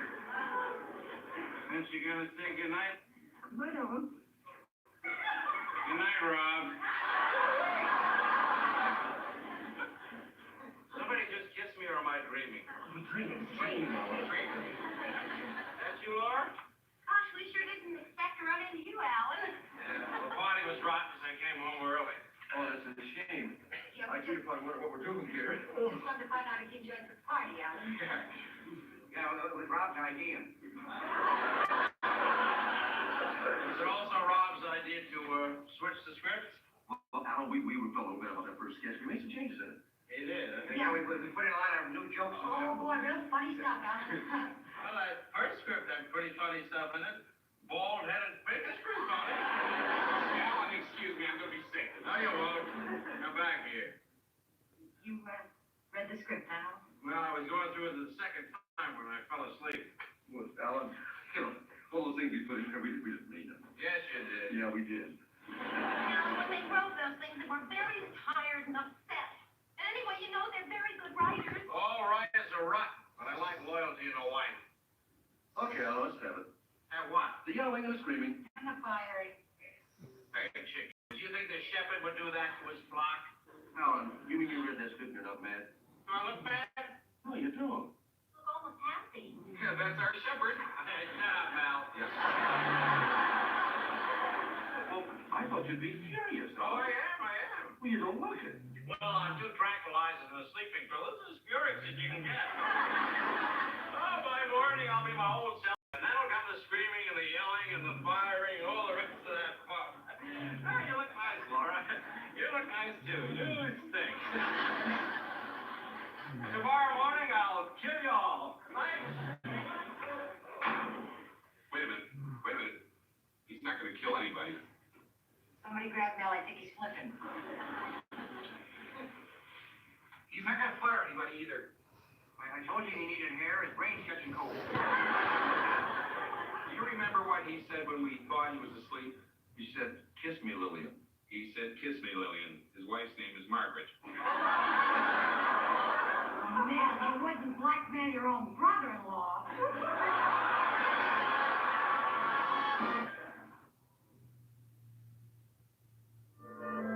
It's just us, but...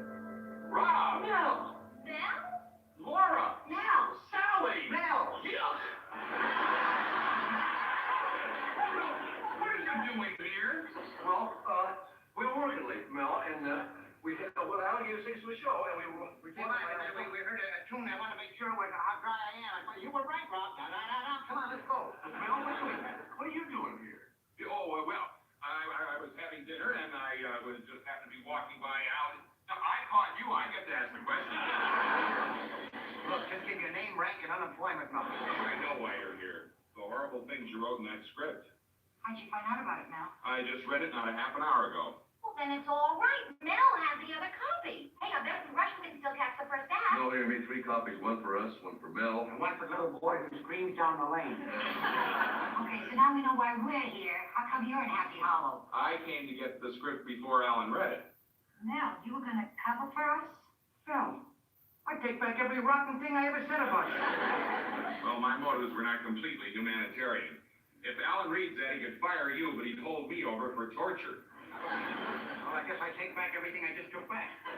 Well, anyway, we're all here for the same reason, right? Survival. So let's get out of here and get this. All to do is get this drawer. Rob! Oh, another job well done by your FBI. Why did you break his desk? How else do you get into a locked drawer? Well, Rob, I was offering you the key. Well, why didn't you offer it a little louder? Because he's stupid. Never mind, what? Sorry. Script's not here. But it has to be. He must have taken it home with him. And you mean we broke the transom and the desk for nothing? Yeah, but if he took it home, home, we would have read it, and we would have been fired by now, so we couldn't have taken it home. Then where could it be? Alan took it home. But the note said he wasn't coming back to the office, Mel. Maybe he had it delivered. That's it. You think so? I know so. I delivered it. Why didn't you tell us you delivered it, stupid? His secretary gave me a package to give to him, and I'll bet the script was in it. Boy, even when you don't know what you're doing, it comes out dumb. Okay. How come we haven't heard me screaming yet? Because when I got to his house, Alan was leaving to go to a party, so he hasn't read it yet. So it's all over. There may be one chance. Oh, yes, my husband can always break into Alan's house. Exactly. I won't let him. Honey, I don't think that's for you to say. Well, somebody has to say it. All right, me. Look, Mel, I'm not going to do it. Now, look, it's not a burglary. After all, Alan's my brother-in-law. My sister's married to him. Well, now that we've mastered the theory of relativity. Mel, since you are a relative, why don't you do it yourself? All right, I'll do it on one condition. What? You all go with me. You can't be serious. To break into a man's house, well, that's dishonest. It's illegal, and the maid's bound to catch us. No, her room is upstairs. Rob, I think you ought to do it. Rob, that's real burglary. It's my sister's house, and I'm welcome there any time that Alan's not home. Laura's right. I mean, we were here, but breaking into Alan's house is not right. I'll take full responsibility. All we have to do is go to Alan's house, look around, find the script. What could be easier? How do we get in? Very simple. You simply climb a simple vine up to a simple second-story window.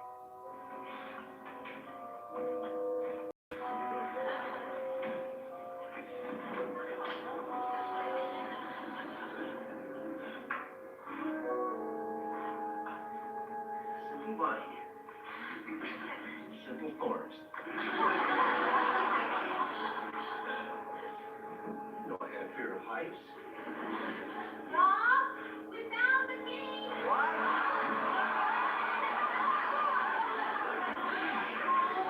Rob, are you okay? You know, I thought you said you didn't have a key. I didn't. It wasn't a door jam. No, it was under the mat. All right, new rules now. From now on, when I risk my life to break into a house, let me open the door if you have to swallow this. I never see any more keys tonight. Swallow. Can I hear the stairs in the creek? Sure, a creek lives here. I really don't like this. You shouldn't be here. Where should I be? In the car with the motor running? There's nothing to worry about. Alan and my sister won't be home till after midnight. There's nothing here. He always reads right here at this desk. Oh, no. Do you have a key, Mel? It may not be locked. Just keep quiet and let me look.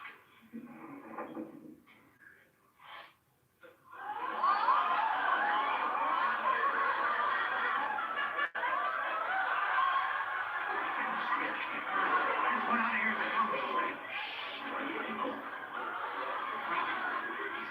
the house. Maybe we can switch the switch. Relax. He's only on page 4. The first one we watched on page 6. Give it good, Jackson. We have to. Rob, you can't do it without breaking in. Hey, Rob, she's right. Let's kill him. He's liable to wake up. There's no sense in us all getting caught when he's way outside. What's the difference? If he wakes up and we're caught here, whether we're here or we're not.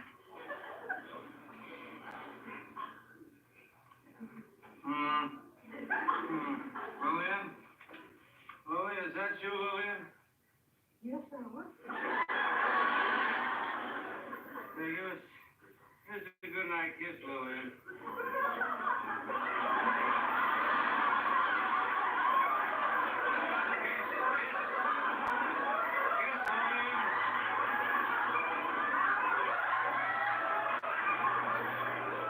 Thank you, Lillian. Is she gonna say good night? Whatever. Good night, Rob. Somebody just kiss me, or am I dreaming? That's you, Laura? Gosh, we sure didn't expect to run into you, Alan. Yeah, the party was rotten, so I came home early. Oh, that's a shame. Yeah, I can't find what we're doing here. we just wanted to find out if you enjoyed the party, Alan. Yeah, with Rob and I, Ian. Was it also Rob's idea to switch the script? Well, Alan, we felt a little bit about that first sketch. We made some changes in it. He did. Yeah, we put in a lot of new jokes and stuff. Oh, boy, real funny stuff, Alan. Well, that first script had pretty funny stuff in it. Bald-headed fingers proof on it. Alan, excuse me, I'm gonna be sick. No, you won't. Come back here. You read the script now? Well, I was going through it the second time when I fell asleep. Well, Alan, you know, all those things we put in there, we didn't mean them. Yes, you did. Yeah, we did. Alan, when they wrote those things, they were very tired and upset. And anyway, you know, they're very good writers. All writers are rotten, but I like loyalty in a wife. Okay, Alan, let's have it. Have what? The yelling and the screaming. And the firing. Hey, Chicky Poos, you think the shepherd would do that to his flock? Alan, you mean you read that script and you're not mad? Do I look bad? No, you don't. Look almost happy. Yeah, that's our shepherd. Hey, shut up, Mal. Yes. Well, I thought you'd be furious. Oh, I Alan. am. Well, you don't look it. Well, on 2 tranquilizers and a sleeping pill, this is as furious as you can get. Oh, by morning, I'll be my old self again. That'll come the screaming and the yelling and the firing and all the rest of that fun. Hey, you look nice, Laura. You look nice, too. You stink. Tomorrow morning, I'll kill you all. Nice. Wait a minute. He's not gonna kill anybody. Somebody grab Mel, I think he's slipping. He's not gonna fire anybody either. I told you he needed hair. His brain's catching cold. You remember what he said when we thought he was asleep? He said, "Kiss me, Lillian." He said, "Kiss me, Lillian." His wife's name is Margaret. Man, you wouldn't blackmail your own brother-in-law.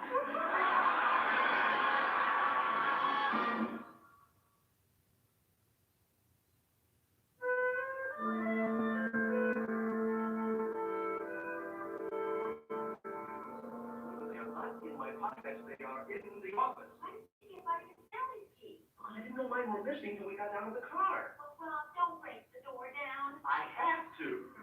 See, somebody watching will come back. You want to sit here till 4 o'clock in the morning? Get out of the way. Please. Honey, you need the keys. Rob, you're gonna kill yourself. I'll get out this time.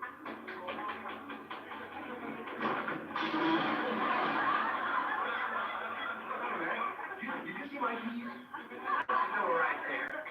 I'll have the boys take care of that when they fix the transfer. Now, what did you ask me? Did you see my keys? Keys. Oh, yes, I found a set of keys near the elevator. They had a little round screwdriver on it. Yeah, that's them. Yeah, and I put them in my office. Oh, good, I'll go get them. I got just a minute. I better go along. It's got an iron door. Oh. Put that on my bill, will you? Yes. Now, let's see. What else was there? There's a transom. Yeah. Lock. Well, there's a drawer in Alan, but we're just looking around for a lot of stuff.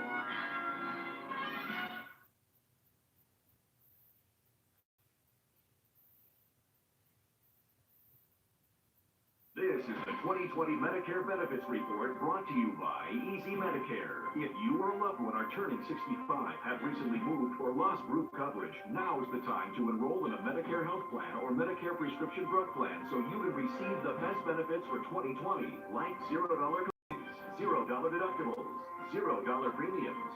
Call the Easy Medicare hotline right now to find out about dental, vision, hearing, and Medicare prescription drug coverage. Plans can also include private home nursing, wheelchairs, or transportation to hospital or doctor's visits. Find out today if you're eligible for private home aids, dental, vision, hearing, and prescription drug coverage. If you're turning Time is running out to enroll and to take advantage of all these amazing Medicare benefits. Our licensed insurance agents are waiting to give you your free, no-obligation consultation. Call 800-420-9146, 800-420-9146.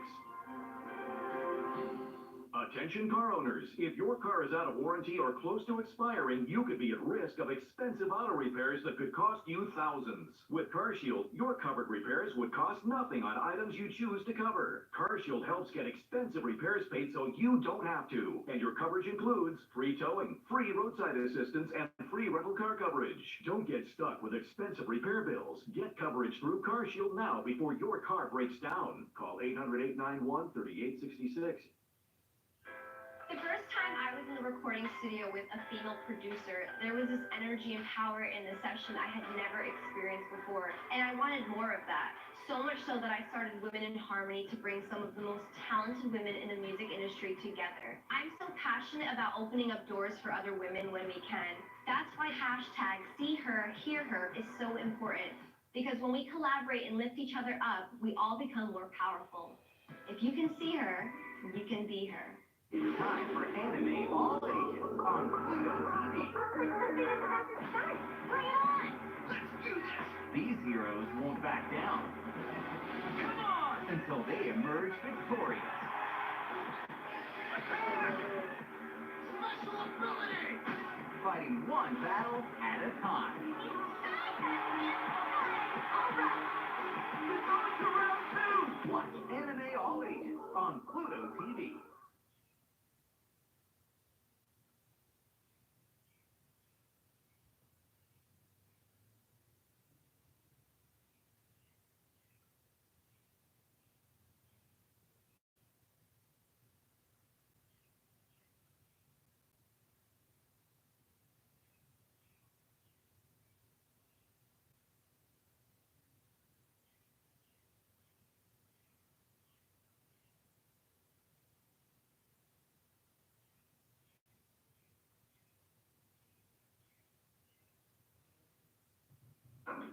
Hey, you got the same last name? Yeah, please no jokes.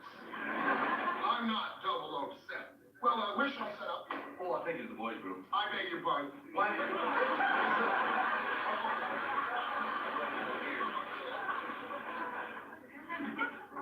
hope this will be all right for the stakeout. How do you know for observing? Just put your things on the bed. Yes. Fine, fine. In the bedroom, honey. Mom, there's a television repair truck out in the driveway. TV repairman in here. Is something wrong? Good tell me, your cover's holding. Miss Petrie, I'm, Mr. Phillips' partner. The agent? Oh, how do you do? Well, then that television repair truck is... It's a repair truck. One of our men is inside with the walkie-talkie. He'll station himself a few blocks from here. Case of the contact, right? Right. Mrs. Petrie, here's my identification. I already checked with him. Vaughn? Isn't that the Right. Oh, Mr. Vaughn, I cleaned the window so that you could see the house as clearly. Yeah, I noticed that, Mrs. Petrie. It looks a little funny from outside. Cleaner than all the others, you know. You shouldn't have done that when you brought attention to this room. Oh. Excuse me.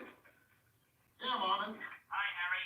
We just got a report down here at headquarters that Dornier was seen in Sector 6 an hour ago. Sector 6, that's us. Yep, looks like New Rochelle is it. New Rochelle, we're it. Well, I better get busy watching. Is there anything we can do, Mr. Bond? You haven't had dinner yet, have you? No. Why didn't you have dinner? Right. Come on, honey, break.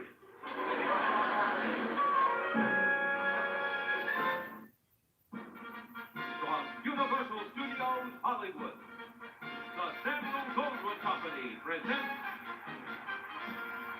American Gladiators. Selected from a nationwide search, 20 men and women have come to Hollywood to challenge our force of American Gladiators for a single honor, to become American Gladiators champions.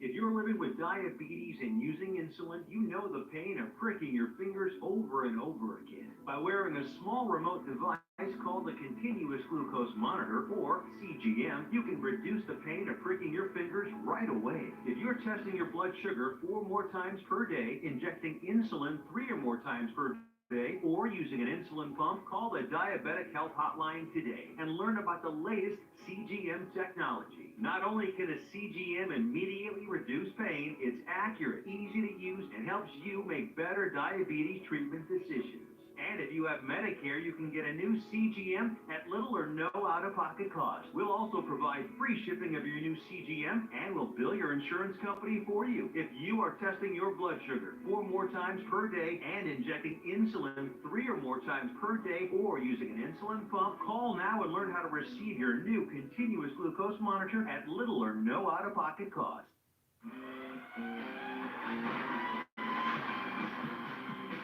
So you all heard the rumors, right?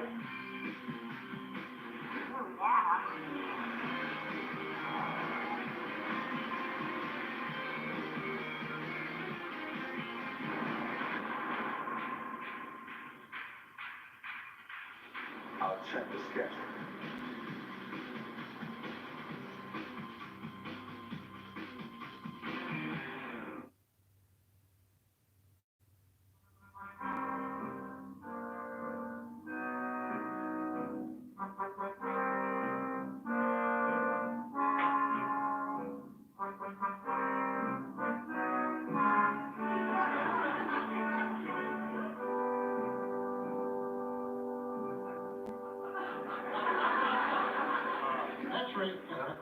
You're blocking me. Think you'll show up? You might. Oh, my wife made some nut chewies. Would you like one? Hey, thanks. No, thank you. I got a sort of a toothache. I know, I've had those. But thank you anyway. It was a nice thought. That's okay. Boy, oh boy, you've got a lot of great gadgets in your business. You folks pay for them. Walkie-talkie, huh? Yeah. Yeah, my son's got one just exactly like this. Is that anything? It is. Don't take the cap off. Oh, gotcha. It won't explode. It's a simple homing device. Oh, you beep, beep, beep, beep, beep. Yeah. Sure. Hey, boy. It's a beautiful camera. It's got infrared film in it. Oh, yeah, of course.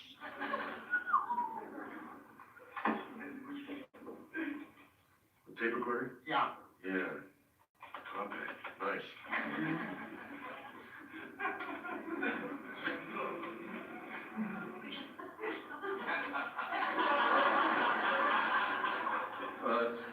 Banana? Boy. Exceptionally good, specimen there. Nicely flat. That's the way. I hope you excuse me for being a little silly. This is my first stakeout. That's all right. Hey, somebody's going by the Gerard house. Yeah, I see him. What are you going to do? Nothing. It looks like just the paperboy. Yeah, it is. He's not the regular paperboy, though. He's not? No. That's the kid who comes on weekends. Well, this is the weekend. Yeah. You don't have to report that, huh? No. Thanks for reminding me I should report in. Oh, that's what I'm here for. Hello, headquarters. Hello. Hello, Harry. How's everything? It's quiet here, Marvin. But nobody's passed the house except the paperboy. The weekend paperboy. Anything to report there? No, nothing. Hey, how's your junior G-man? Is he still? Marvin, this isn't classified, is it? Mr. Petrie's in the room with me. Oh, yes, it is. Oh, go ahead. I'll leave so you can finish your report there. Tell Marvin I'm going.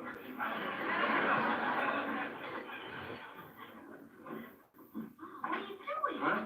Well, the paperboy came out to get the paper. But should you be going out there? I just said to act natural. Leave the paper out there all night long, but they'll know something natural, they'll know something's wrong. I'm gonna get the paper.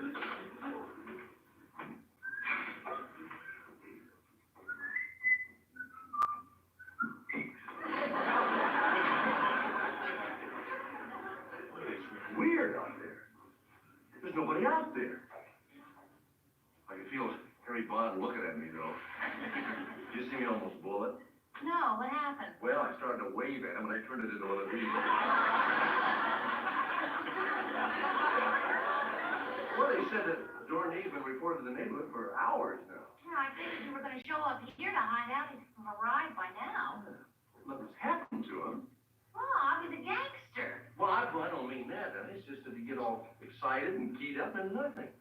Well, you talk like you want trouble. Well, I don't. A little excitement, maybe. What is it to have a government agent in your house who just sits around and eats bananas? Did he like the nut chewy? Oh, he couldn't eat it. Honey, he's got a bad tooth.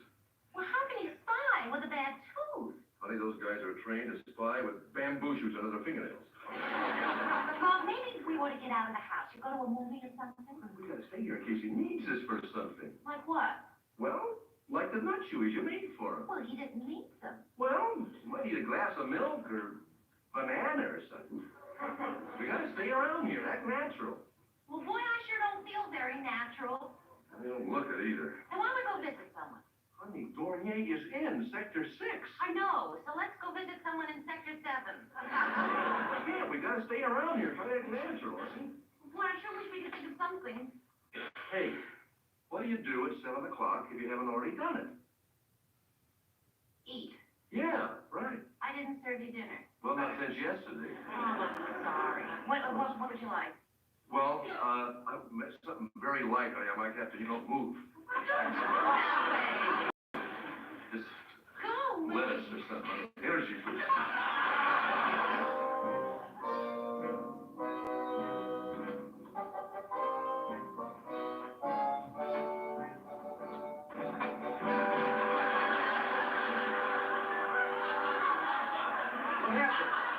The lights, Mr. Petrie. Oh, can you see it from the tree? They can see me from Denver.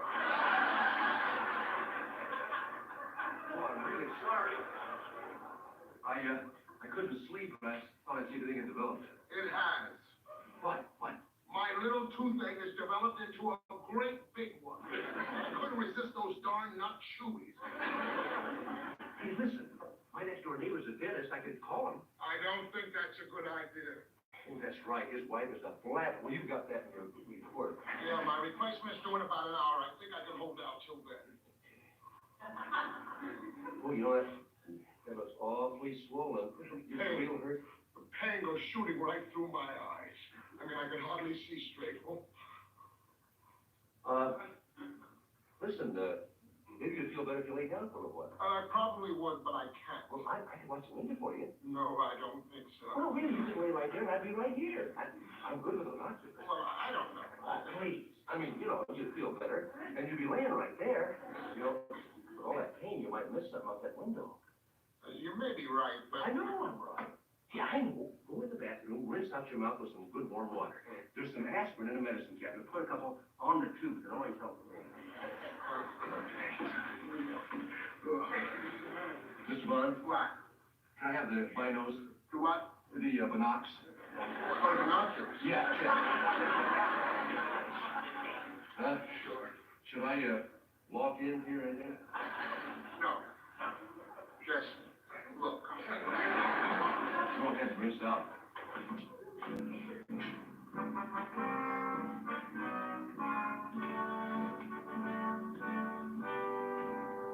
How's it going? Well, baby, aspirin are kind of weak. Well, it's only been about 20 minutes.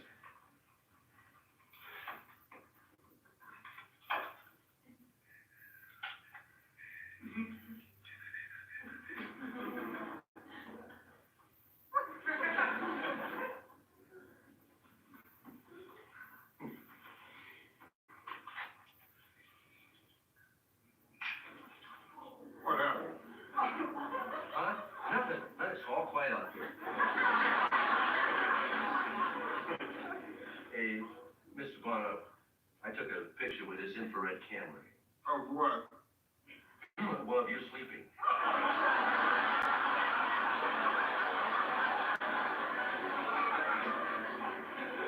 Mr. Petrie, why did you do that? It was just an accident. I thought I'd better tell you. If the government saw it, they might knock you out of days or something. Oh, don't worry about him. Thanks for telling me. Gerard's door's open. You want these? No, keep looking, and tell me what happens. Okay. It's Gerard. Marvin, come in, Marvin. Gerard's coming out the front door. It doesn't work. He's coming down the steps. Dorothy, what's the matter with this thing? It's not a battery, that's my son's. Where's mine? Here. I have keys for him checked in. He's almost to the sidewalk. Oh, Marvin, come in, Marvin. Yes, Harry. Gerard just left the house. He's coming across the street. He's coming up our path. He's at our front door. He's at the front door, Marvin. Hey, what do I do now? I'll send a car over. Play it safe until you find out if Dornier is there. Check. Hey, what do we do? We'll find out. Just go to the door. Act normal. I'll be right with you so there won't be any trouble. Okay. What's the gun for? So there won't be any trouble. Which way's the living room? We didn't find out we were spying. I don't think so. Act like nothing is wrong. I'll cover you from the kitchen. Okay. I'm Mr. Petrie, huh? I'm a marksman. Hello? Hello. I'm Mr. Gerard, from across the street. I hate to disturb you this late, but my privacy has been invaded. May I come in, please? Yeah, come in, please. I'm sorry your privacy was invaded. Rob, I heard you. Mr. Gerard. Everything's all right, baby. Nothing is all right. My privacy has been invaded. He's in the kitchen, honey. A puppy. We have a puppy in the kitchen. Hello. What?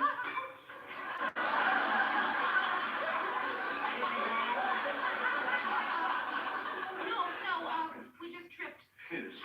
No. Mr. Gerard, did you want something? Mr. and Mrs. Petrie, in every human life, unpleasantness comes. It is my unfortunate pleasure to bring you unpleasantness. Tonight, there is no peace in my heart. There isn't? No, because I have upset. I must do something I do not want to do. Mr. Bond! Mr. Bond, that's our puppy. Mr. Bond, Mr. Puppy. Here, use your telephone. Oh, yeah, but I must. No. Look. Get out, honey! No, not you. No, you. No, Mommy, you.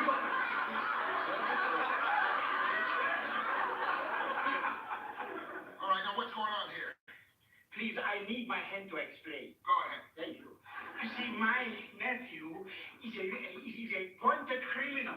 He's invaded my privacy. He's right down in my bed, asleep, and his gun was in the bed. I found there, waiting. I'm afraid he's a terrible person. I must call the police. What's the number of the police? You won't need that. Come on, let's go get your nephew. Who is he? He is a special agent of our government. Already here? How?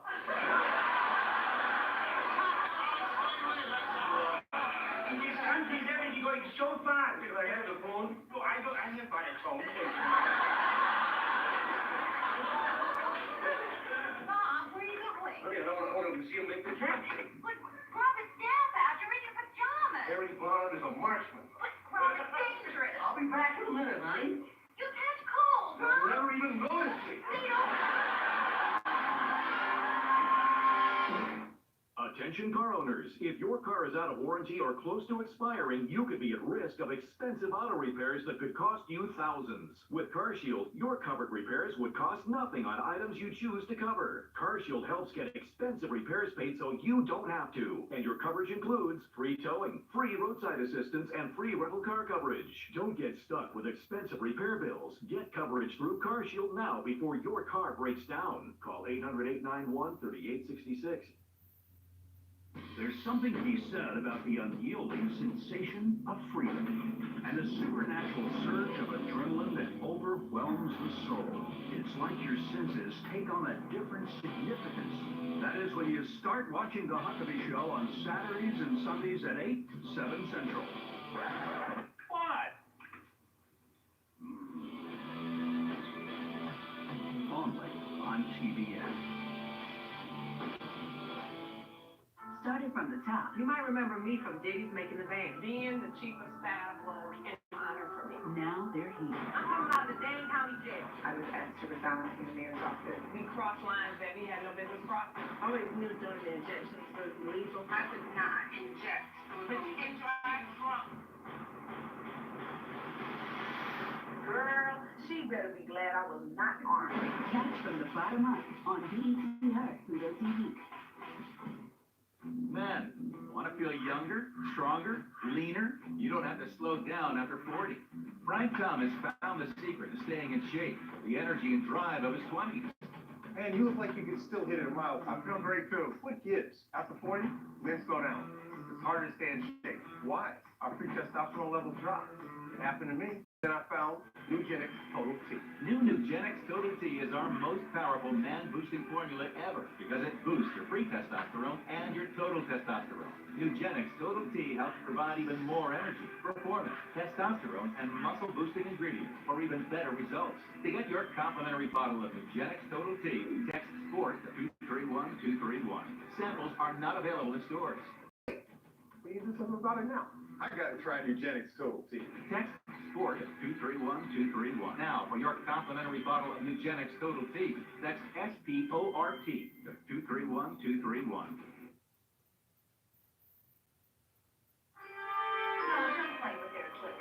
What's wrong with him, honey? He left me. I was using the camera and the walkie-talkie, everything. I was his assistant. Hello, Thrush. This is Agent 009. If you do not release our agents immediately, we will activate our atomic deactivator and we'll blow up your tonsils. You read me there, Thrush? This is Thrush. Hi, Thrush. We read you and will release all your agents if you just stop playing with our equipment. Mr. Bond, I'm sorry. I thought this was my son. It's all right, 009. We'll be right in. Okay. Over and out. Happy now? Well, yeah, they're releasing our agents, aren't they?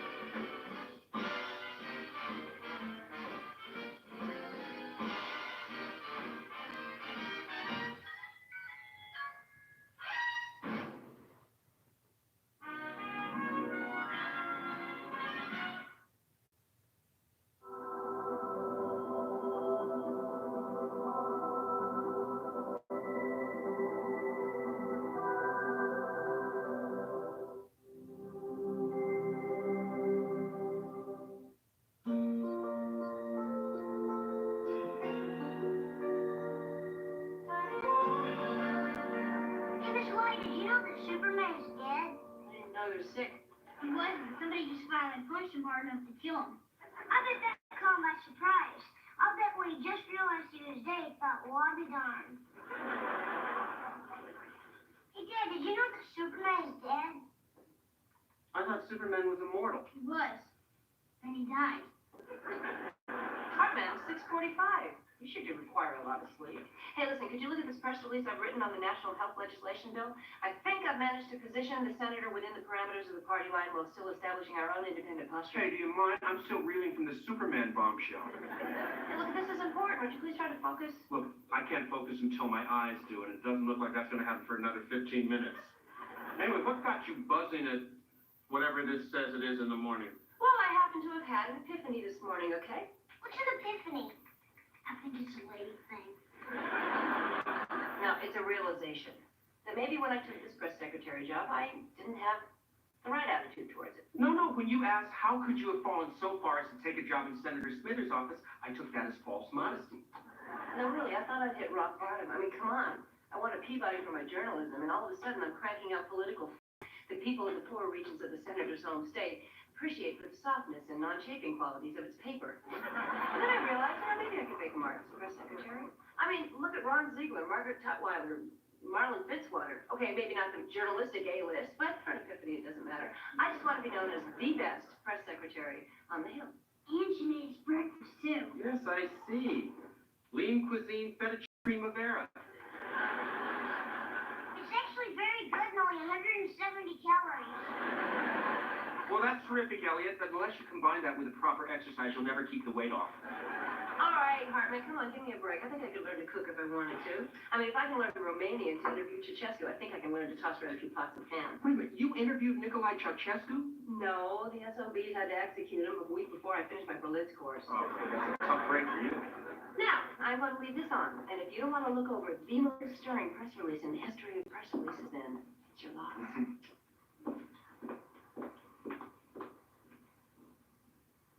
Okay, guys. So who finally killed Superman? Was it Wonder Woman? Hi.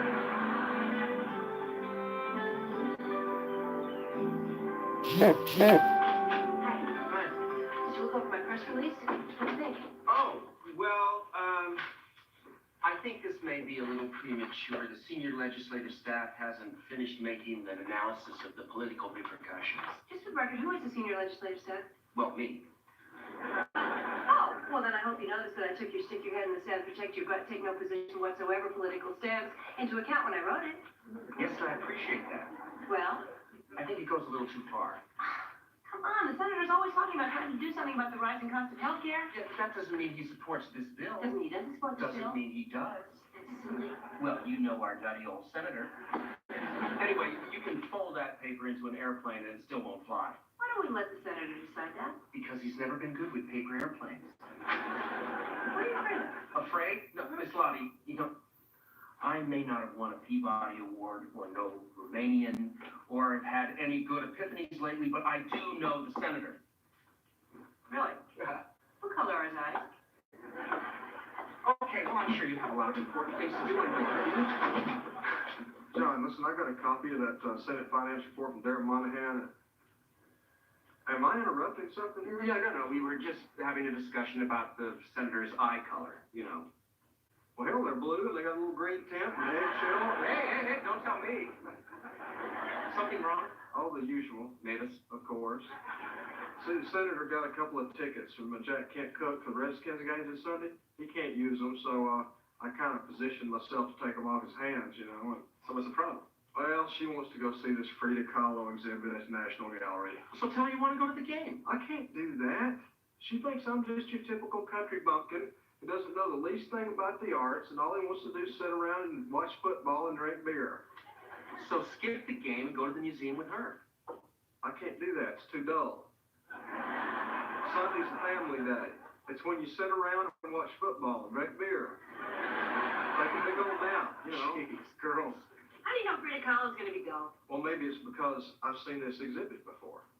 Or maybe it's because I spent 4 years minoring in modern art. Or maybe it's because I happen to know that the paintings on display don't represent Frida Kahlo's best works. Oh, well, why don't you tell it to Mavis? Because it's a damn lie.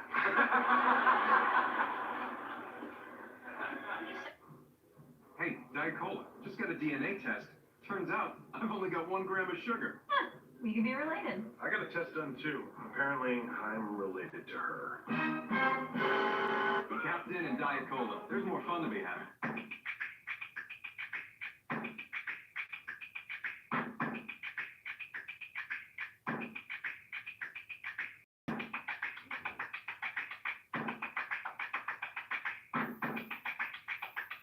Men, want to feel younger, stronger, leaner? You don't have to slow down after 40.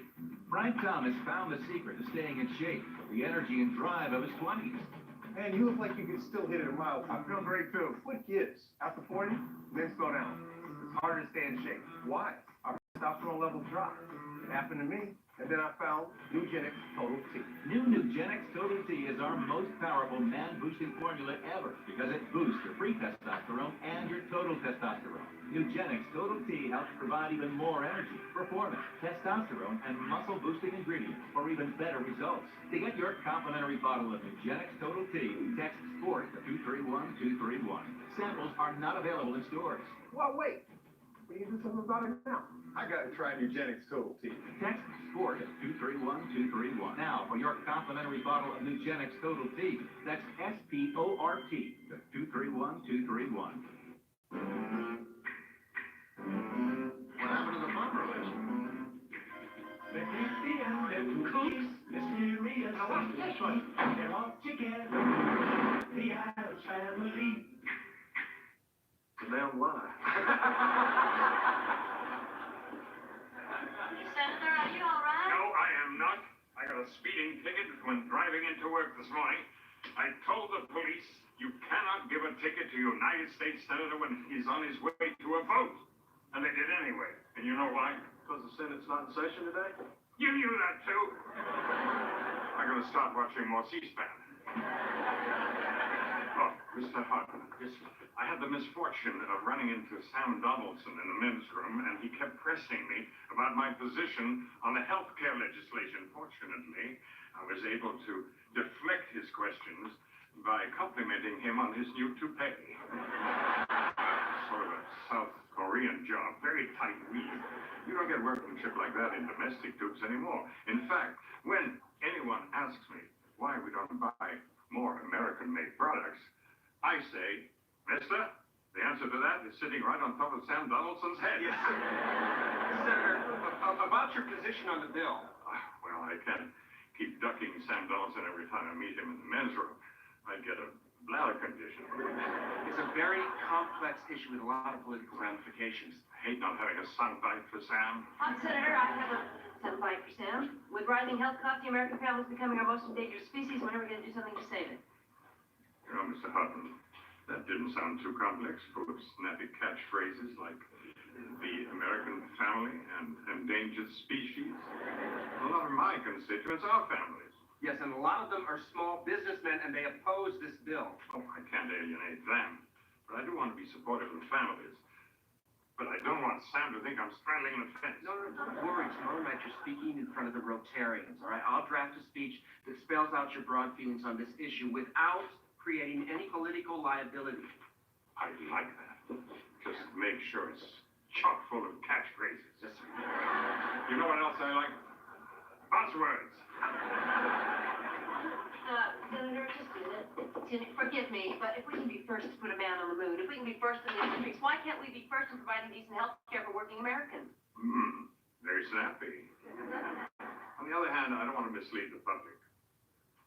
We went first in the Olympics, Miss Lewis. I don't understand, but those Chinese cannot have more than 6 pools in their entire country. How come they managed to beat the pants office in swimming? Although they're fairly tiny, maybe they can train in wading pools. Maybe you should take a pass at the healthcare speech. Oh, I meant Miss Lottie. What? Oh, I still want you to do a draft, and at the end of the day, I'll take a look at both speeches and run with the one that I feel right with. Now, where was I going? Oh, the bathroom. Does this bother you? No, it doesn't bother me. Yes, it does bother you. I can tell that it bothers you. Why does it bother you? Because I am the senator's chief of staff, and I told you I was going to handle this issue. Okay, and the senator, your boss, expresses dissatisfaction and not having something to say to the press, which is my job. That does not excuse you from making an end run behind my back. I'm gonna make an end run behind your What do you back. call this mad dash into the senator's office? My head is still pounding from the click, click, click of your heels. The click, click, click of my heels? What does that mean? I don't know what it means. It's just a figure of speech. Oh, I see. If Billy were to go in there, you say the click, click, click of his heels? No, I wouldn't say that. Billy doesn't wear heels. Then is your problem with my making an end run in heels the sheer physical awkwardness of the metaphor, or is your problem, as antiquated as it may seem, the fact that I'm a woman? Oh, will you give me a break? Why do you women always think of things as women's issues? You women? Oh, no, don't start. No, please. Oh, God, no, please, no. Don't lay the male chauvinist baggage on me. This has nothing to do with zippers opening in the front or the back. Okay. What does it have to do with? You know, it... Are you two having an argument? No. Good. Yes. Sorry. You know what I think's upsetting you? What I think is upsetting you is that you have to compete with a person with no political background, armed only with fresh ideas and what some have called courage, who happens to be developing a pretty good working relationship with the senator, and I think that scares you. Scares me? What, your look out world, here we come attitude? I don't think so. Oh, lost in the 70s. I bet you know all the words to feelings, don't you? Well, you know what's so sad is you don't seem to be in touch with yours. Hey, hang on. I am not out of touch with my feelings, all right? I cried before it was fashionable. You know what I mean? I don't need Ms. Magazine to give me permission. I always cry, a lot, and not those little itty-bitty tears. I'm talking about the big squirty kind that sort of shoot out the side of your eye when you blink. I mean, when it looked like E.T. was dying, the guy next to me had to change seats in order to keep his popcorn from getting soaked. That's the kind of crying I do. Did? Right. Kind of a wuss, aren't you? Okay, you go write your speech, I'll write my speech, and may the best person win. You really do have a problem with women, don't you? Just one. Any dead yet?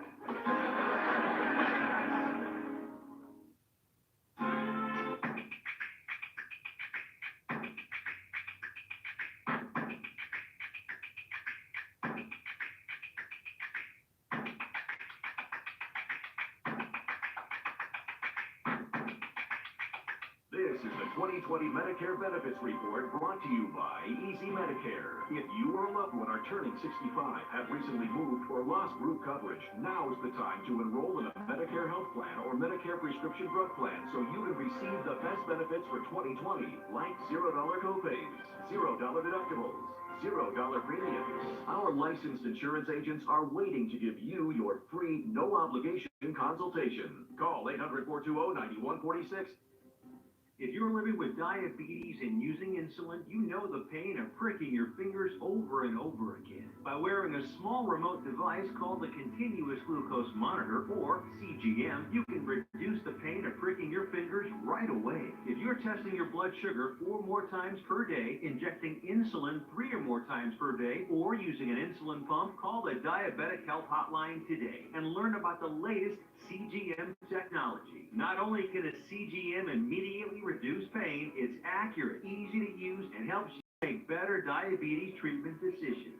And if you have Medicare, you can get a new CGM at little or no out-of-pocket cost. We'll also provide free shipping of your new CGM, and we'll bill your insurance company for you. If you are testing your blood sugar 4 more times per day and injecting insulin 3 or more times per day, or using an insulin pump, call now and learn how to receive your new Continuous Glucose Monitor, little or no out-of-pocket cost. If you guys having a good time, say, oh yeah! Finding love is getting hot and heavy. Do you want me to get naked? Because MTV's Are You the One is now on Pluto TV 24/7. 16 singles who suck at love. I've cheated on every single boyfriend I've had. Really? One house. God help. Will they find their perfect match? They're not a perfect match. We are playing this game all wrong. MTV's Are You the One is now on Pluto TV.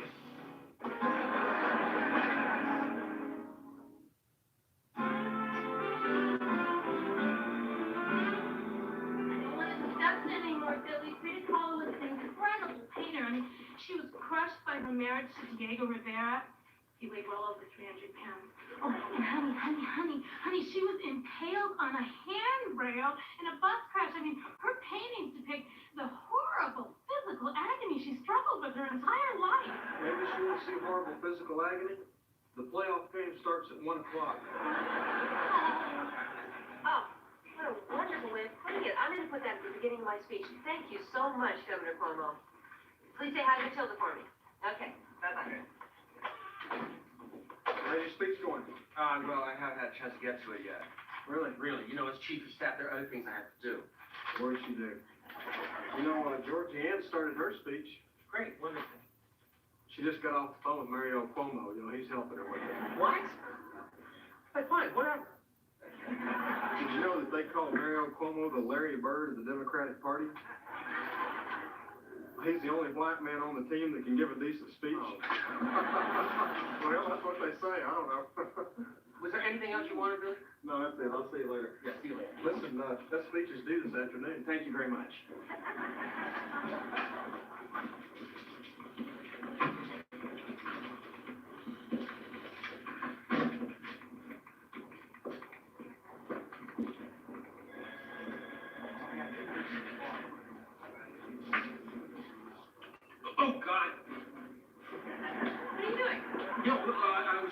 why there was a glitch there, and then your screen went blank somehow. I was trying to retrieve your speech. I hope you don't think I was trying to erase it.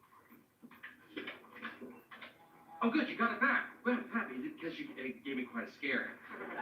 John, the senator wants you to reschedule tomorrow's breakfast meeting. Yeah, okay. Billy Bob? Yeah? Listen, we gotta reschedule the senator's breakfast meeting tomorrow. He can't make it. Should I make it for Thursday? I don't know yet. Tell him I'll call back around 3 to see if... Excuse me, guys, I don't mean to interrupt, but please keep shouting down. Oh, I'm sorry, were we speaking too loudly for you, Miss Lottie? Well, I'm trying to write a speech, and I do it in my own office. Not that I even asked for one when I took this press secretary job, although I do think I deserve one. So if you could just use a little common courtesy and keep it down. Courtesy by all means. Would you like us to remove our shoes and walk around on our tippy toes?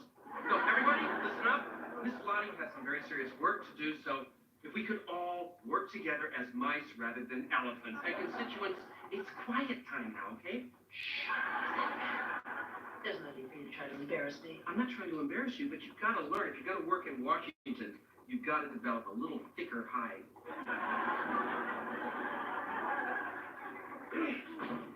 Excuse me, Georgina. Yeah. You wouldn't mind a little advice, I mean, since you hadn't been here that long at all. Oh, no, of course not. Well, you see, your more northern liberal senators, they like to keep their offices kind of competitive, you know, but you know, like the Kennedys, when they used to have those touch football games at Hyannis Porch, ones where everybody ended up with a broken leg. But you see, we're from down south, and we like to make things just a little bit less aggressive. So you're saying I shouldn't be writing this speech? Well, not necessarily. So you're saying I should be writing this speech? Well, not necessarily. What are you saying? I'm just saying that you might want to think about it before you accept an invitation to play touch football with the Kennedys. Davis, do you think I'm out of line writing this speech? Out of line? Georgie, I have a master's degree in poli-sci. I spent the first 2 years in this office asking big questions like regular or decaf before anyone ever bothered to ask me my opinion on anything political. I like John a lot, but I'd say you write this speech in his blood. If you don't mind risking your relationship. Then again, I've been in a relationship for 8 years, and I have to risk spending Sunday at football sitting next to a man in a pig's mask yelling, "Go Hogs, kill, kill." I don't know, maybe Billy Bob's right. Maybe I shouldn't be playing touch football with the Kennedys. What? Oh, never mind.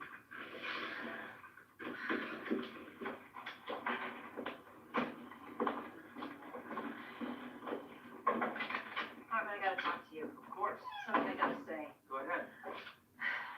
Maybe I let my zeal for my work get the better of me and I've been coming on a little too strong. And that's what I have to say. I'm glad you did. Yeah.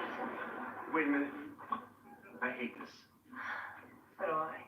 I mean, I can't believe we let work get in the way of what's really important. My relationship to you. Oh, shut up and kiss me. Well, I don't know why I overreacted and turned this into an argument about your insecurity. Wait a minute, no, that doesn't matter, don't worry. You're not threatened that I'm a woman. Not at all. In fact, I wouldn't have you any other way. You're just a little intimidated going head to head with a person of my background. Intimidated? Well, I do have a certain reputation as a world-class journalist. I wasn't intimidated. Well, you just acted a little intimidated. That wasn't intimidation you saw. That was annoyance. Annoyance? Mm-hmm. Yes, as a matter of fact, you do have a reputation at times as one of the most obnoxious women in the whole world. So that explains why I was exceedingly annoyed by your world-class obnoxiousness. Really? Uh-huh. You know, maybe I'll just write that speech and you can just be annoyed by all of me. All right. You're dead to me, Hartman. Think it again.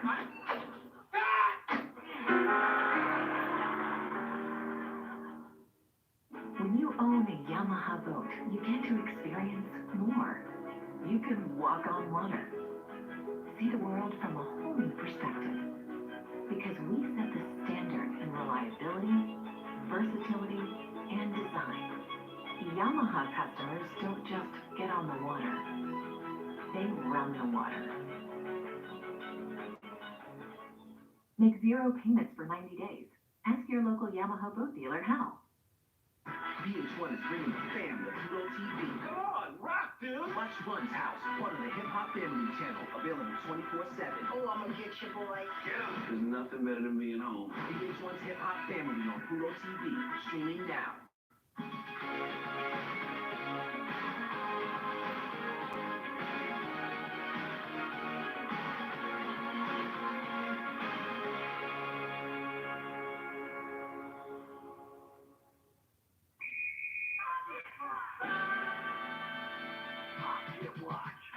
Ladies and gentlemen, may I have your attention, please? Put it in the pocket.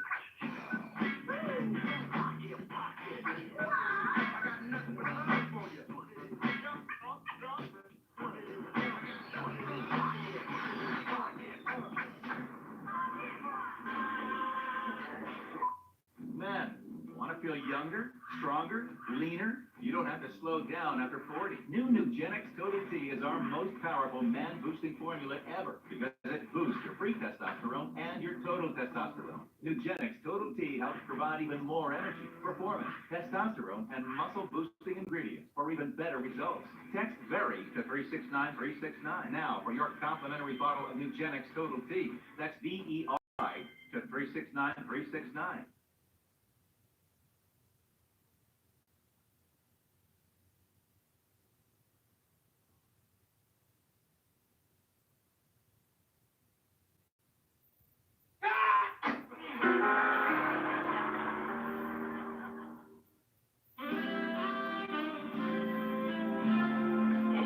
No, nothing. Mavis, what's the difference between ambitious and obnoxious? Difference between ambitious and obnoxious, I would have to say. The Adam's apple. You know, like, when a man goes after something, he's ambitious. And when a woman forgets to say, may I, she's obnoxious. So these are secondary sex characteristics like the curtsy and the belch. Hey, Pete, did the senator happen to say anything about his football tickets for Sunday's game? Yeah. For example, what kind of things did he say? Oh, well, just that his wife said that since he's free on Sunday, she wants him to go to some exhibit with her. Some Frito Bandito thing. Frida Kahlo. Okay, if you say so. Anyway, he says those football tickets are his way out, so he's keeping them. Oh, Senator, listen, could I talk to you about the exhibit that your wife's going to? Oh, Frito Bandito thing? Hey, I was right. Listen, are you aware of how important those works are and what a rare opportunity it is? Oh, yes, Mrs. Davis was just telling me what a tragic life Frito had. Sounds like you're going to have a terrific time. Now bring a Redskins cap. So, goodbye all. Senator, have you forgotten something? Oh, of course. Redskins cap for Miss Lottie, too. Ah, yes, well, Miss Lottie's had much to recommend it, but so did Mr. Hartman. Again, good night. The Senator? Yes. Oh, which one are you going to use? Mr. Hartman. Oh.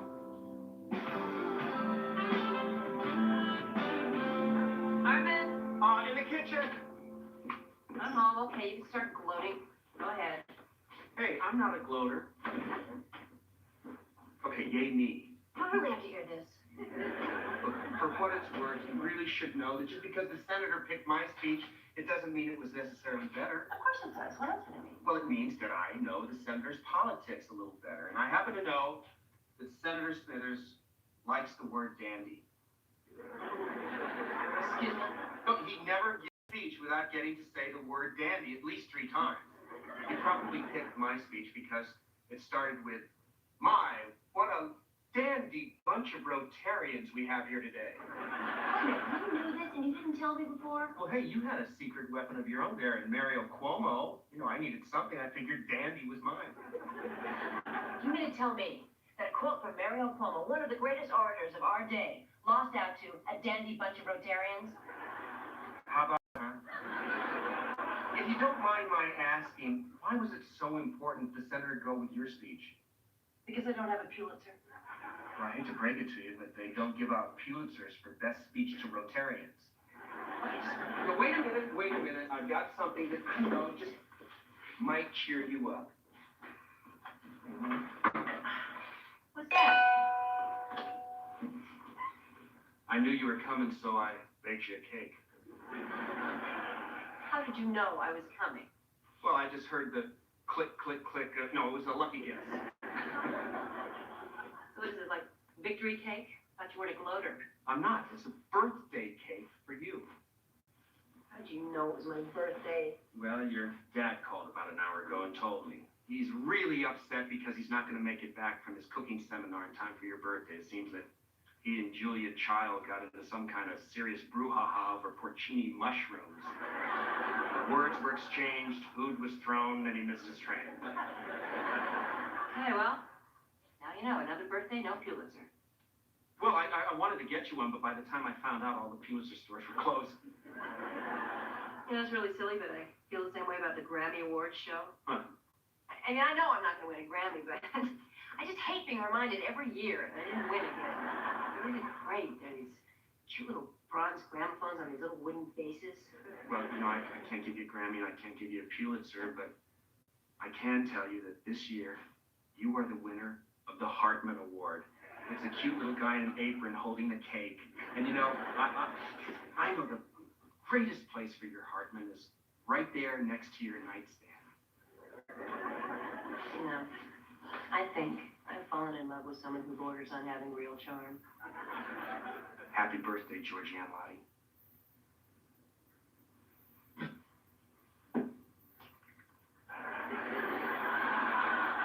Superman lives.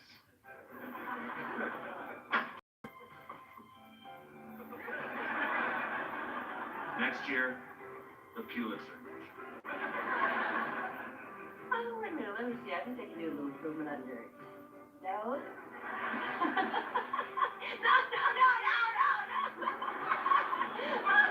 Okay, all right. I think you need a little facial hair here. No. All right.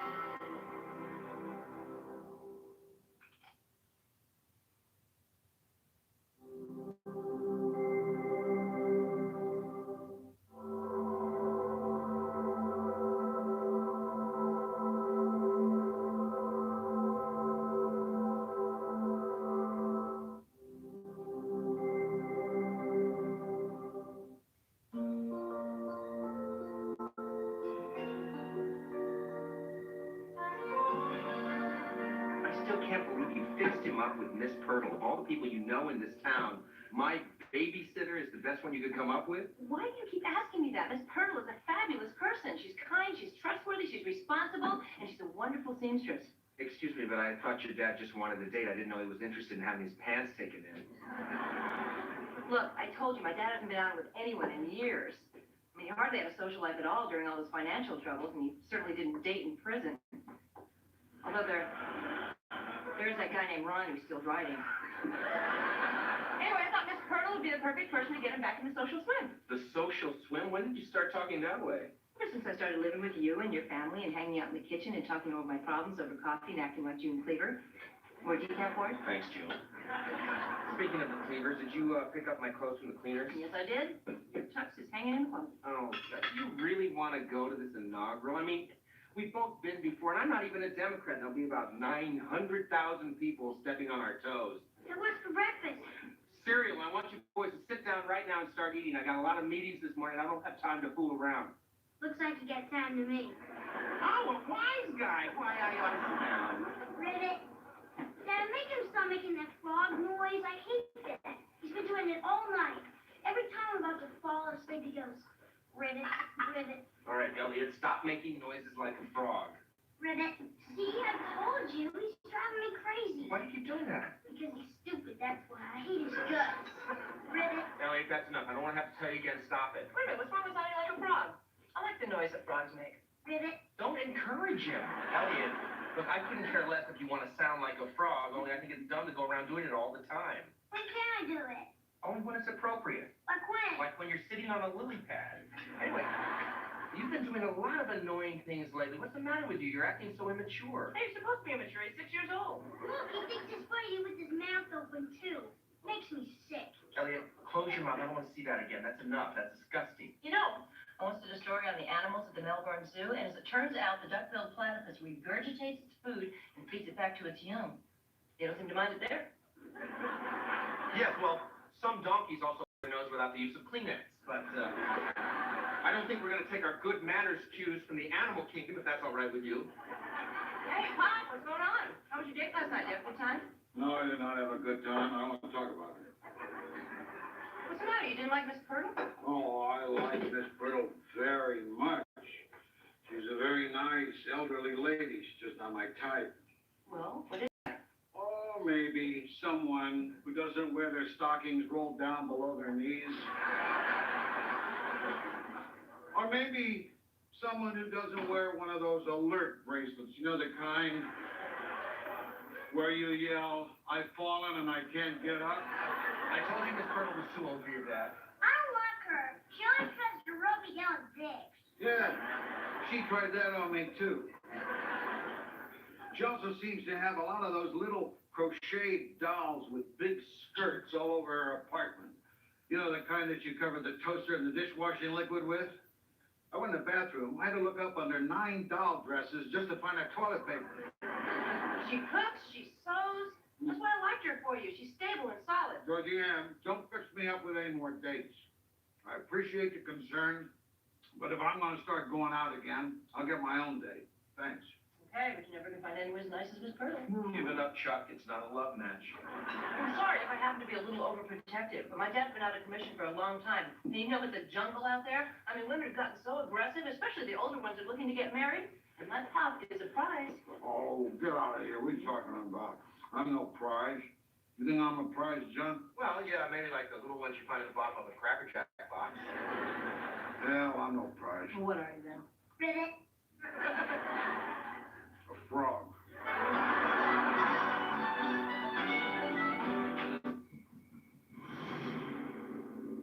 Why does it feel like I'm still dreaming when I wake up? And why am I always so tired? I had a lot of questions, but then I found out I was more than tired. I was diagnosed with narcolepsy. Excessive daytime sleepiness is the main symptom, but there are 5 to watch out for. I waited too long to take action, but you don't have to. Visit morethantired.com now. Take the narcolepsy symptom screener and find a sleep specialist to share your results. Don't wait. Visit morethantired.com today. I've always wanted to be a teacher. I've been teaching for over 20 years. With everything going on, we've had to alter our classroom setting. We have to transition into virtual learning. On the network, we can have teachers face-to-face with the student in live time. They can raise their hand and ask questions. They can type questions. We just need to make sure that the education is continuing. At Verizon, we're here and we're ready to keep students and teachers connected. That's why Verizon and the New York Times are giving every high school in America free digital access to Times journalism. This is a classroom, a Penn State World Campus classroom, giving me the full Penn State experience online. It's home to thousands of students working together with faculty to advance our careers, change our careers, or finally earn our degree. My classroom is just like every Penn State classroom because it's getting me to where I want to be.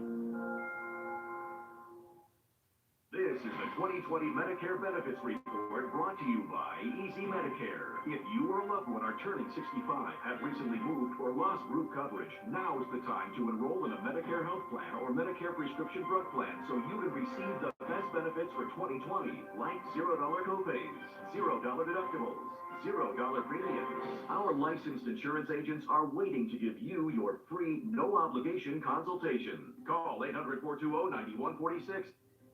A frog. Come on. Look, I know it sounds stupid, but you gotta help me. Mavis is just over the top of this inaugural thing. She didn't get to go in '84 because she was pregnant with Carson Lee, and then in '88, remember, she broke her leg skiing? Well, now she's determined she's going to go, and we're going to dance. Hell, she knows how to slow dance. I never could. But unless I learn between now and Wednesday, she's going to divorce me or something. Well, gee, that sounds pretty harsh. Why do you have to slow dance? Why can't you just fast dance? You're a good fast dancer. Remember in college? You used to do push-ups on top of your date, followed by about 18 consecutive splits, which invariably led you into sliding face down across the dance hall into the beer cooler, singing Devil with a Blue Dress, Blue Dress, Blue Dress, Devil with a Blue Dress on. I always thought that was impressive. Yeah, well, not to Mavis. So just help me out. I just need some practice. That's all I need. All right, just make sure the door's locked. It's locked. I checked it. Besides that, the Senator and Georgia aren't due back from the hearing before noon. Okay, let's get this over with. All right, just stand here. I'll be the girl. Put my hand on your shoulder. You grab me by the waist. It's kind of exciting. All right, do you want to learn this or not? Yeah, all right. Okay, good. Take my hand like this. Your hands are so rough. Doesn't Mavis have any hand cream? I'm sorry, I missed my manicure this week. Here, let's do it. Come on. Your breast's not so hot either. It's that damn breakfast burrito. Carson Lee couldn't finish hers. All right, you're going to go forward. Look at forward, 1, 2, back, 1, 2, okay? Forward, 1, 2, back. Would you pick up your feet? You're dancing like a horse. I hope you talk to girls nicer than you do to me. You're about to hurt my feelings. Okay, all right. You're going to be leading, but for now, just follow me, all right? I'll push you around, all right? We go 1, 2, and then slide. 1, 2, and then slide. What are you looking at? You have a pretty mouth. Get out of here. That's it. Come on. Take me back into your arms and dip me.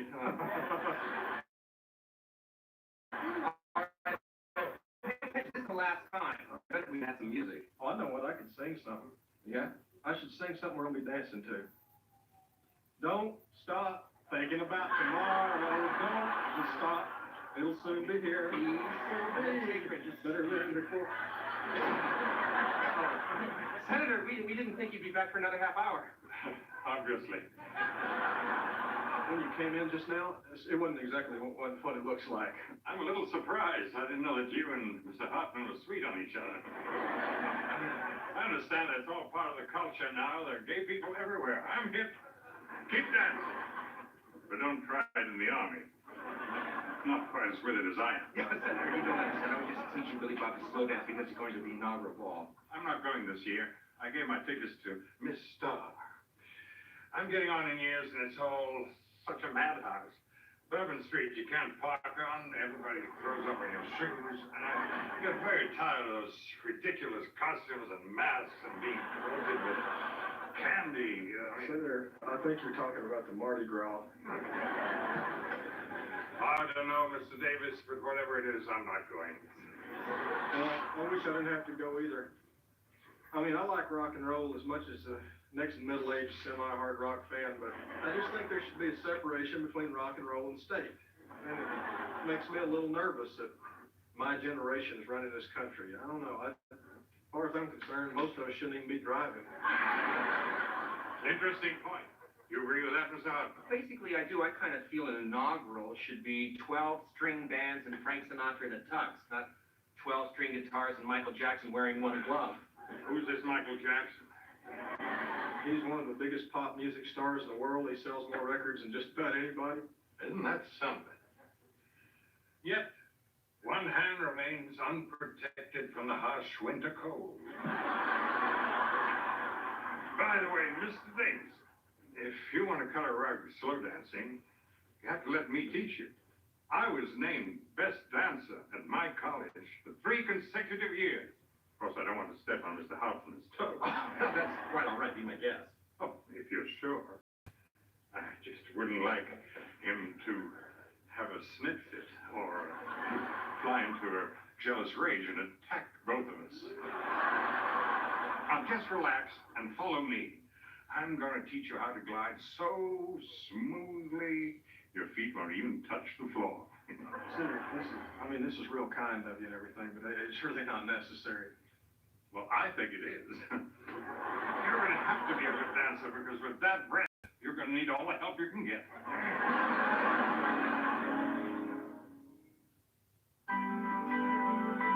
Are you over 50? Would you like to get up to 33% more income in retirement? Then call now for this free book, Annuity Do's and Don'ts for Baby Boomers. This free book reveals little-known secrets about annuity strategies that will help you make the right choices before buying an annuity. Call right now for your free book. And as a bonus, we'll also throw in a free annuity rate report. Both absolutely free. We're calling Annuity General today. Call 800-660-8287.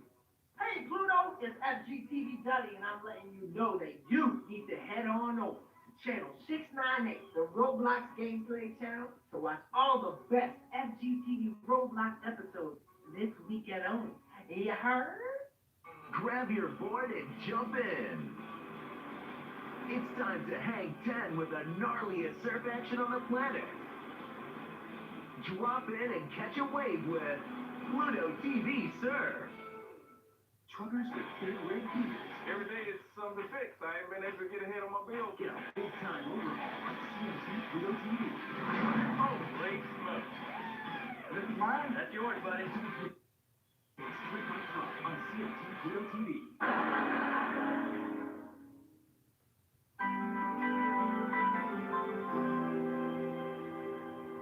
Okay. Open. Wow. Oh, that is gorgeous. What one did you wear? Oh, I don't know. I can't decide. Do you really like this? It's incredible. Okay, because the problem is I'm going to have to lose another 5 pounds by the inauguration to get into it. Hey, I've got an idea. Why don't you just get someone to let it out? Oh, you're right. I never thought of doing that.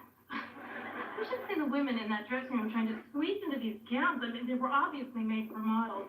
Okay, close your eyes. I was just thinking to myself, it is ridiculous what we put ourselves through in this country. I mean, your children are starving in Somalia, and American women are gaining and losing the same 15 pounds 20 times in one lifetime. Do you realize that by the time I'm dead, I will have lost and gained 14 whole other women? Open. Oh, wow. That's the one. That's gorgeous. Do you know that this is the exact color of my first prom gown? We have home movies of it with my pop walking me around the living room. You went to the prom with your dad? Silly. It's just that he started this tradition when I was in the 7th grade that every time I went to a dance, he would dance one dance with me before I left. It's pretty embarrassing in front of my dates. Yeah, there is something sort of Delta Dawn about it. Oh, how did his date with Miss Purtle go? Oh, terrible. I give up. I know he's lonely and wants female companionship, but I cannot figure out what it is he's looking for. Ta-da! I choose number 2. Senator, what's wrong? Oh, nothing. I was slow dancing with Mr. Davis, and he started singing some song about devil to the blue dress, blue dress, blue dress, devil to the blue dress on. I got a little carried away. And what shocks me is that if Amy Fisher could be a hooker, well, then so could your next door neighbor. I mean, these are just the people next door. Not in my neighborhood. What's she talking about? Oh, it's the Amy Fisher story. It was on all 3 networks. I'm so tired of hearing about that. Who cares what Eddie Fisher did? It was 30 years ago. Debbie Reynolds and Elizabeth Taylor remarried, didn't they? So what's the big deal? Huh? Where have you been? You're supposed to be here right now. I'm sorry, honey. Yeah, I had to stop by the Longer Building to see a friend. How are you, Senator? Oh, I'm fine, Mr. Lottie. We are slow dancing with Eddie Fisher and preparing for the big Mardi Gras. How about you? The same. Look, Pop, I've only got a half an hour. You mind if we grab something at the cafeteria? No, not at all. Would any of you people care to join us? How about you, Miss Starr? Oh, no thanks, Mr. Lottie. I have to watch my figure so I can fit in.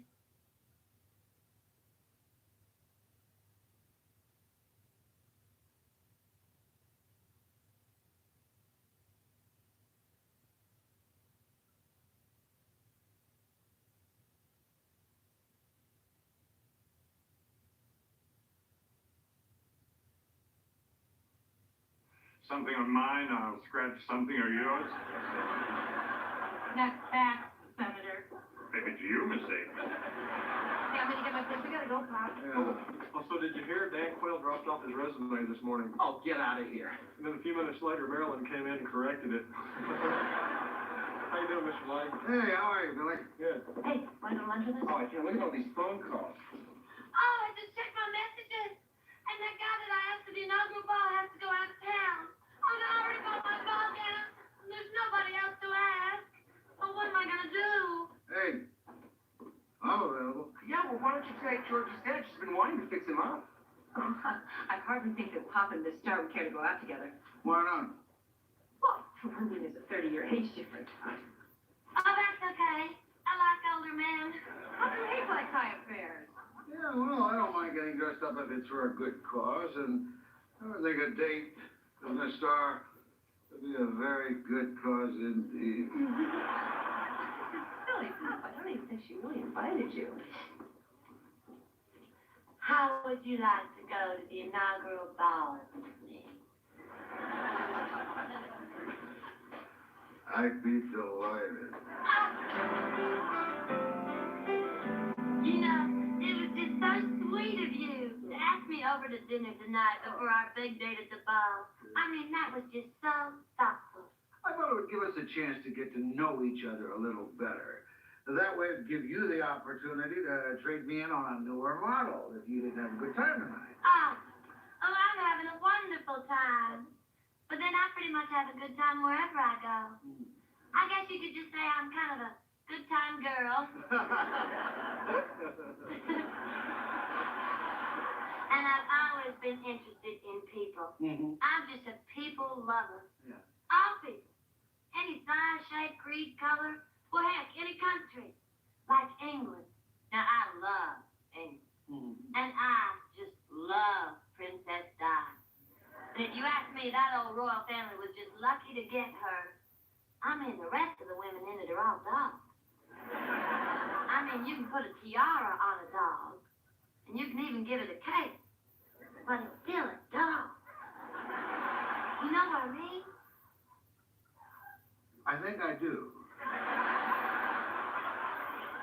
Genie doesn't even know. What could they possibly have to talk about? Well, last I heard, she was starting on Mary Jo Buttafuoco the early years. I can't believe that. Come on, George, he's just resting it. Well, you can rest it someplace else. You better stop to that right now. Look at George. So, anybody want any coffee? I've got paper cups if you'd like it to go. Oh, no thanks. That dinner was delicious, but I'm about to cop. Well, I can't take any credit for that. Pop did all the cooking. He's been cooking for me since I was a baby. Gee, that was a long time ago. God, you must have been about Miss Star's age then, right, Pop? Oh, I don't know, Georgie Ann. I'm so old now, it's hard for me to remember. Hey, Pop, how's that leg tonight? What leg? You know, the one with scoliosis. That was 6 years ago. He's so stalwart. Never complains. Unlike a lot of other elderly people. Was there something you wanted, Georgie Ann? Oh, yeah. Miss Purtle called. She's made doll dress covers for all your golf clubs. Great. Please give her my best wishes, won't you? Well, I think this conversation is just about over. Why don't I finish up in the kitchen? Tuck the boys in for me, will you? Yes, I will. I'll do that right now. And you can do that thing that you have to do at the first possible opportunity? No, I don't care what the hell either one of you has to do. I just wish that you'd go ahead and get to doing it. We're having a private conversation here. Don't fall on the stairs on your way up. What's the matter with you? I haven't fallen on the steps before. See, these little reminders are working.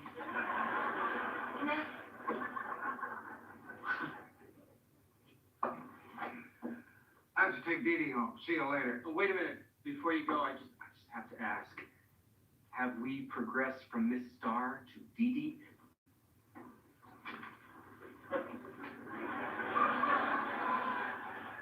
Who wants to know? I was just curious. Actually, your daughter wanted me to have a talk with you. Yeah? What about? Well, I'm not really sure myself, but I think she's a little concerned, you know. I mean, you just recently returned to the dating scene, and what with so many fast women out there, you know, you have to really be careful. I mean, it's a whole new ball game. You think you're dealing with just one player, and whoa, Before you know it, you signed on with the whole team, and possibly everybody playing in the entire major leagues and a couple of farm teams. So what's your point? It's your heart. I think she's afraid it might sort of give out. Oh, it's fine. You might get your head checked out, though.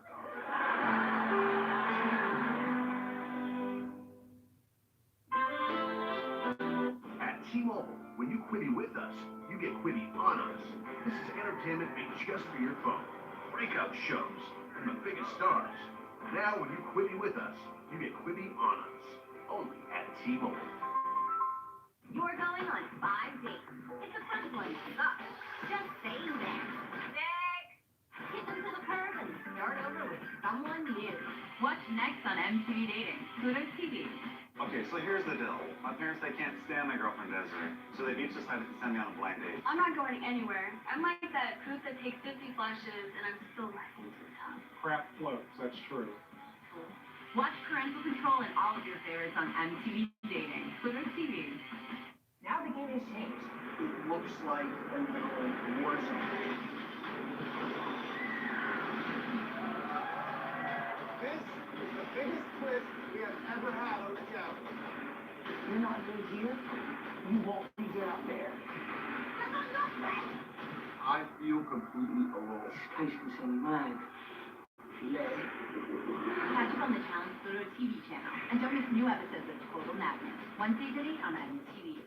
Men, want to feel younger, stronger, leaner? You don't have to slow down after 40. Frank Thomas found the secret to staying in shape, the energy and drive of his 20s. Man, you look like you can still hit it a mile. I'm feeling great too. What gives? After 40, then slow down. It's harder to stay in shape. Why? Testosterone levels drop. It happened to me. And then I found Nugenix Total T. New Nugenix Total T is our most powerful man-boosting formula ever because it boosts your free testosterone and your total testosterone. Nugenix Total T helps provide even more energy, performance, testosterone, and muscle-boosting ingredients for even better results. To get your complimentary bottle of Nugenix Total T, text SPORT to 23121. Samples are not available in stores. Well, wait. Will you do something about it now? I gotta try Nugenix Total T. Text SPORT at 231-231. Now, for your complimentary bottle of Nugenix Total T, that's SPORT to 231-231.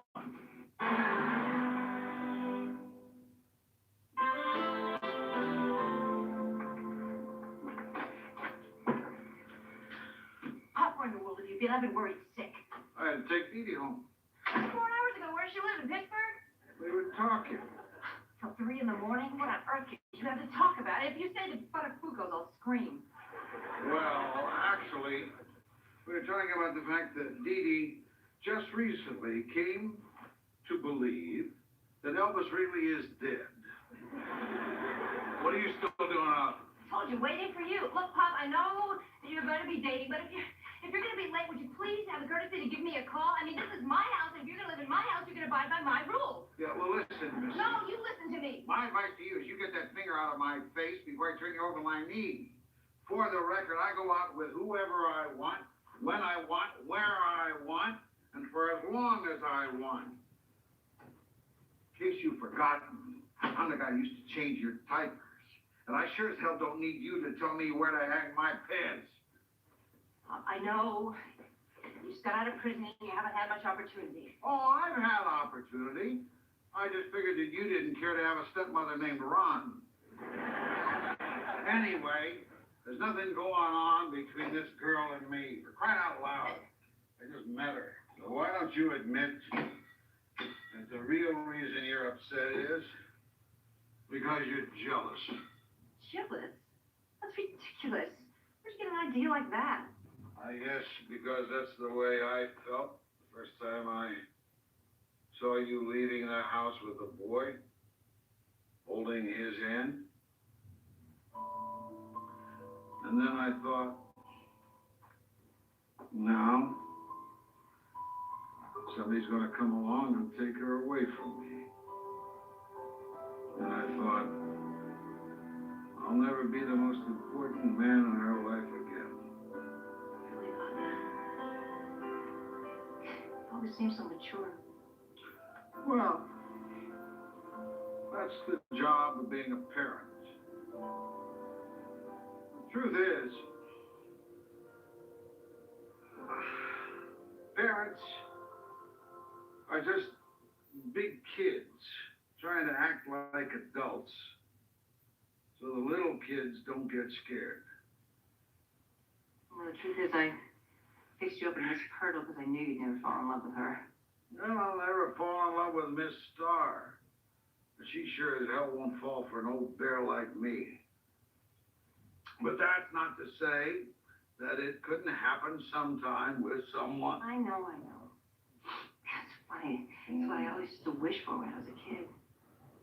I don't know, ever since you went to prison, though, I'm always afraid that something's going to take you away from me again. It's been you and me for so long. Yeah. Don't you worry, Queenie. No matter what happens in my life, I'll never be far from you.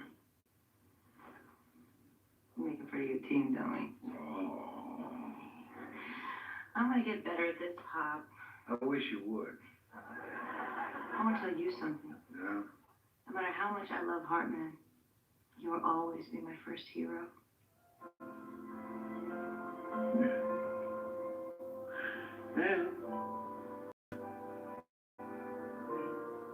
You'll always be my best girl.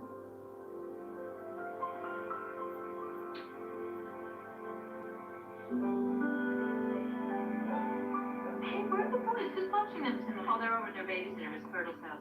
Well, that's lucky for you, Mr. Lottie. That Miss Purtle could have shown up at one of the balls and done that scene out of Carrie. The pig blood and all that. Hey, John.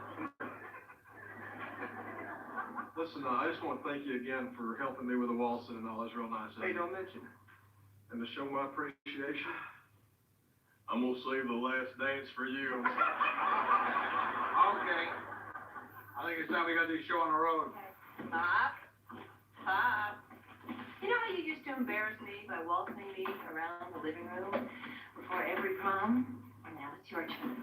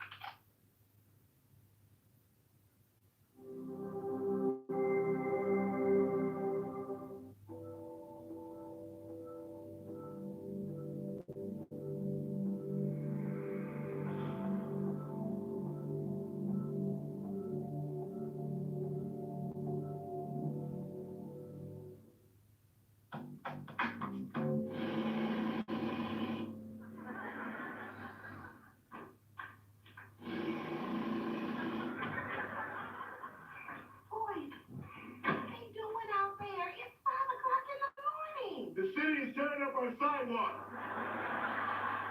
Hey, you're yelling. Am I? I can't help it. I'm deaf from the jackhammers. Well, we're up now. I might as well make some coffee. Good idea. I'm sorry. Good idea. I don't know, babe. You don't think Saxby's behind this, do you? Come on, babe. I think the mayor has better things to do. Now they're trimming the trees. What is wrong with these people? It's still dark outside. Think about it, boys. When you and Baron Saxby at that debate, he promised to destroy you. Nah, I mean, I did whoop him pretty good, though, but, I mean, come on, babe.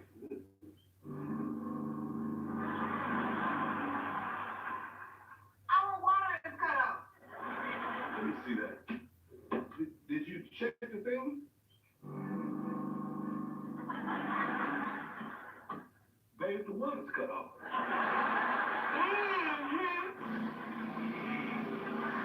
Seriously? You think all that shit's a coincidence? I mean, come on, babe. Saxby is bad, but not even he is that bad. Dirty mother...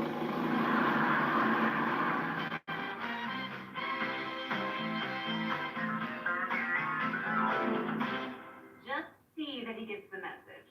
That dumbass from the teachers union will not return my calls. I can believe it. Why? What are you saying? Well, I'm just saying that sometimes you can come off a little bit What? Out with it. rude. Okay, your people skills can use some words, seriously. Like just now on the phone, you were like, look, sweetie, do you think you can get off Instagram and write down a message for me? You were very condescending to that girl. Okay, first of all, that was a guy. Not after you got through with him. You guys are late. I know. We had to park 10 blocks away.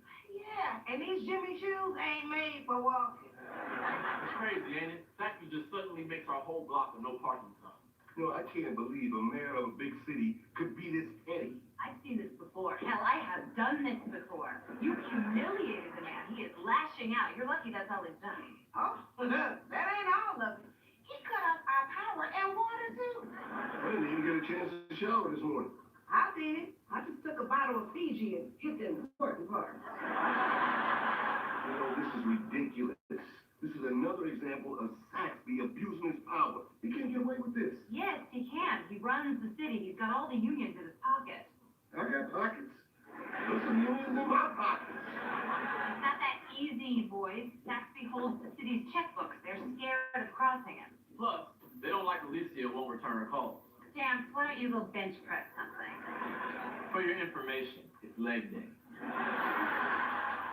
Look, I'm not going to let Saxby play me like that. I'm calling the press conference, and I'm going to tear that sucker apart. That would be a mistake, boys.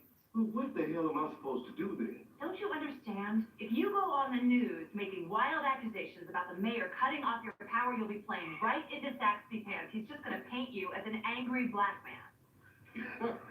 I was awoken this morning by a jackhammer. I didn't get my morning coffee. My pinky toe is killing me from walking 10 blocks. You damn right, I'm an angry black man.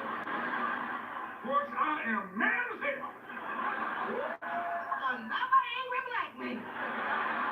What's wrong, Dad? The city revoked our bingo for me. Out of the blue. We've been holding bingo night at that rec center for 30 years. Saxby strikes again. And what kind of monster would take bingo away from a group of old, lonely people with nothing to and young people who have plenty to do. You know, bingo is for everybody.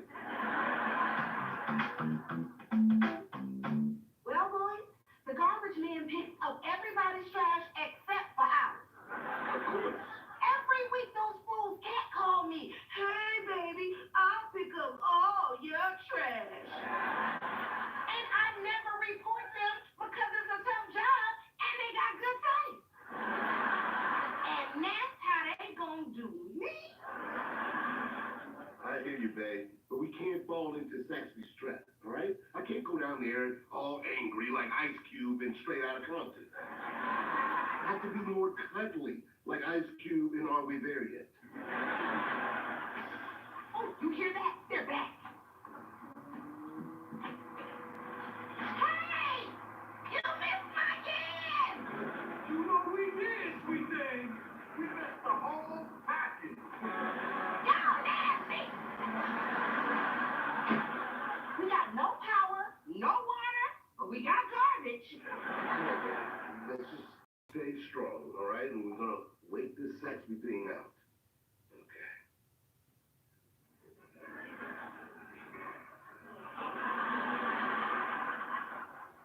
Boys, the TV is electric. What do you got? Guys, I've been trying to call you. Why aren't you answering your phones? We can't charge our phones.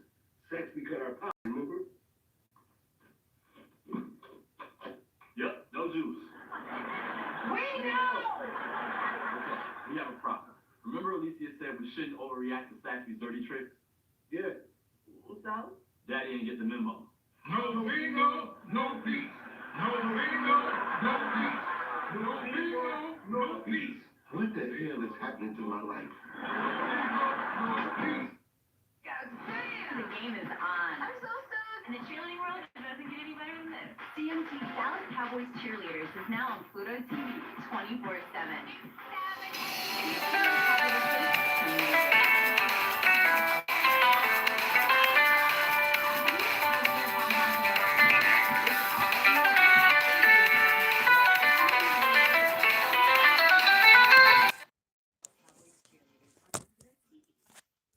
Hello. Pricking your fingers. But now, by wearing a small remote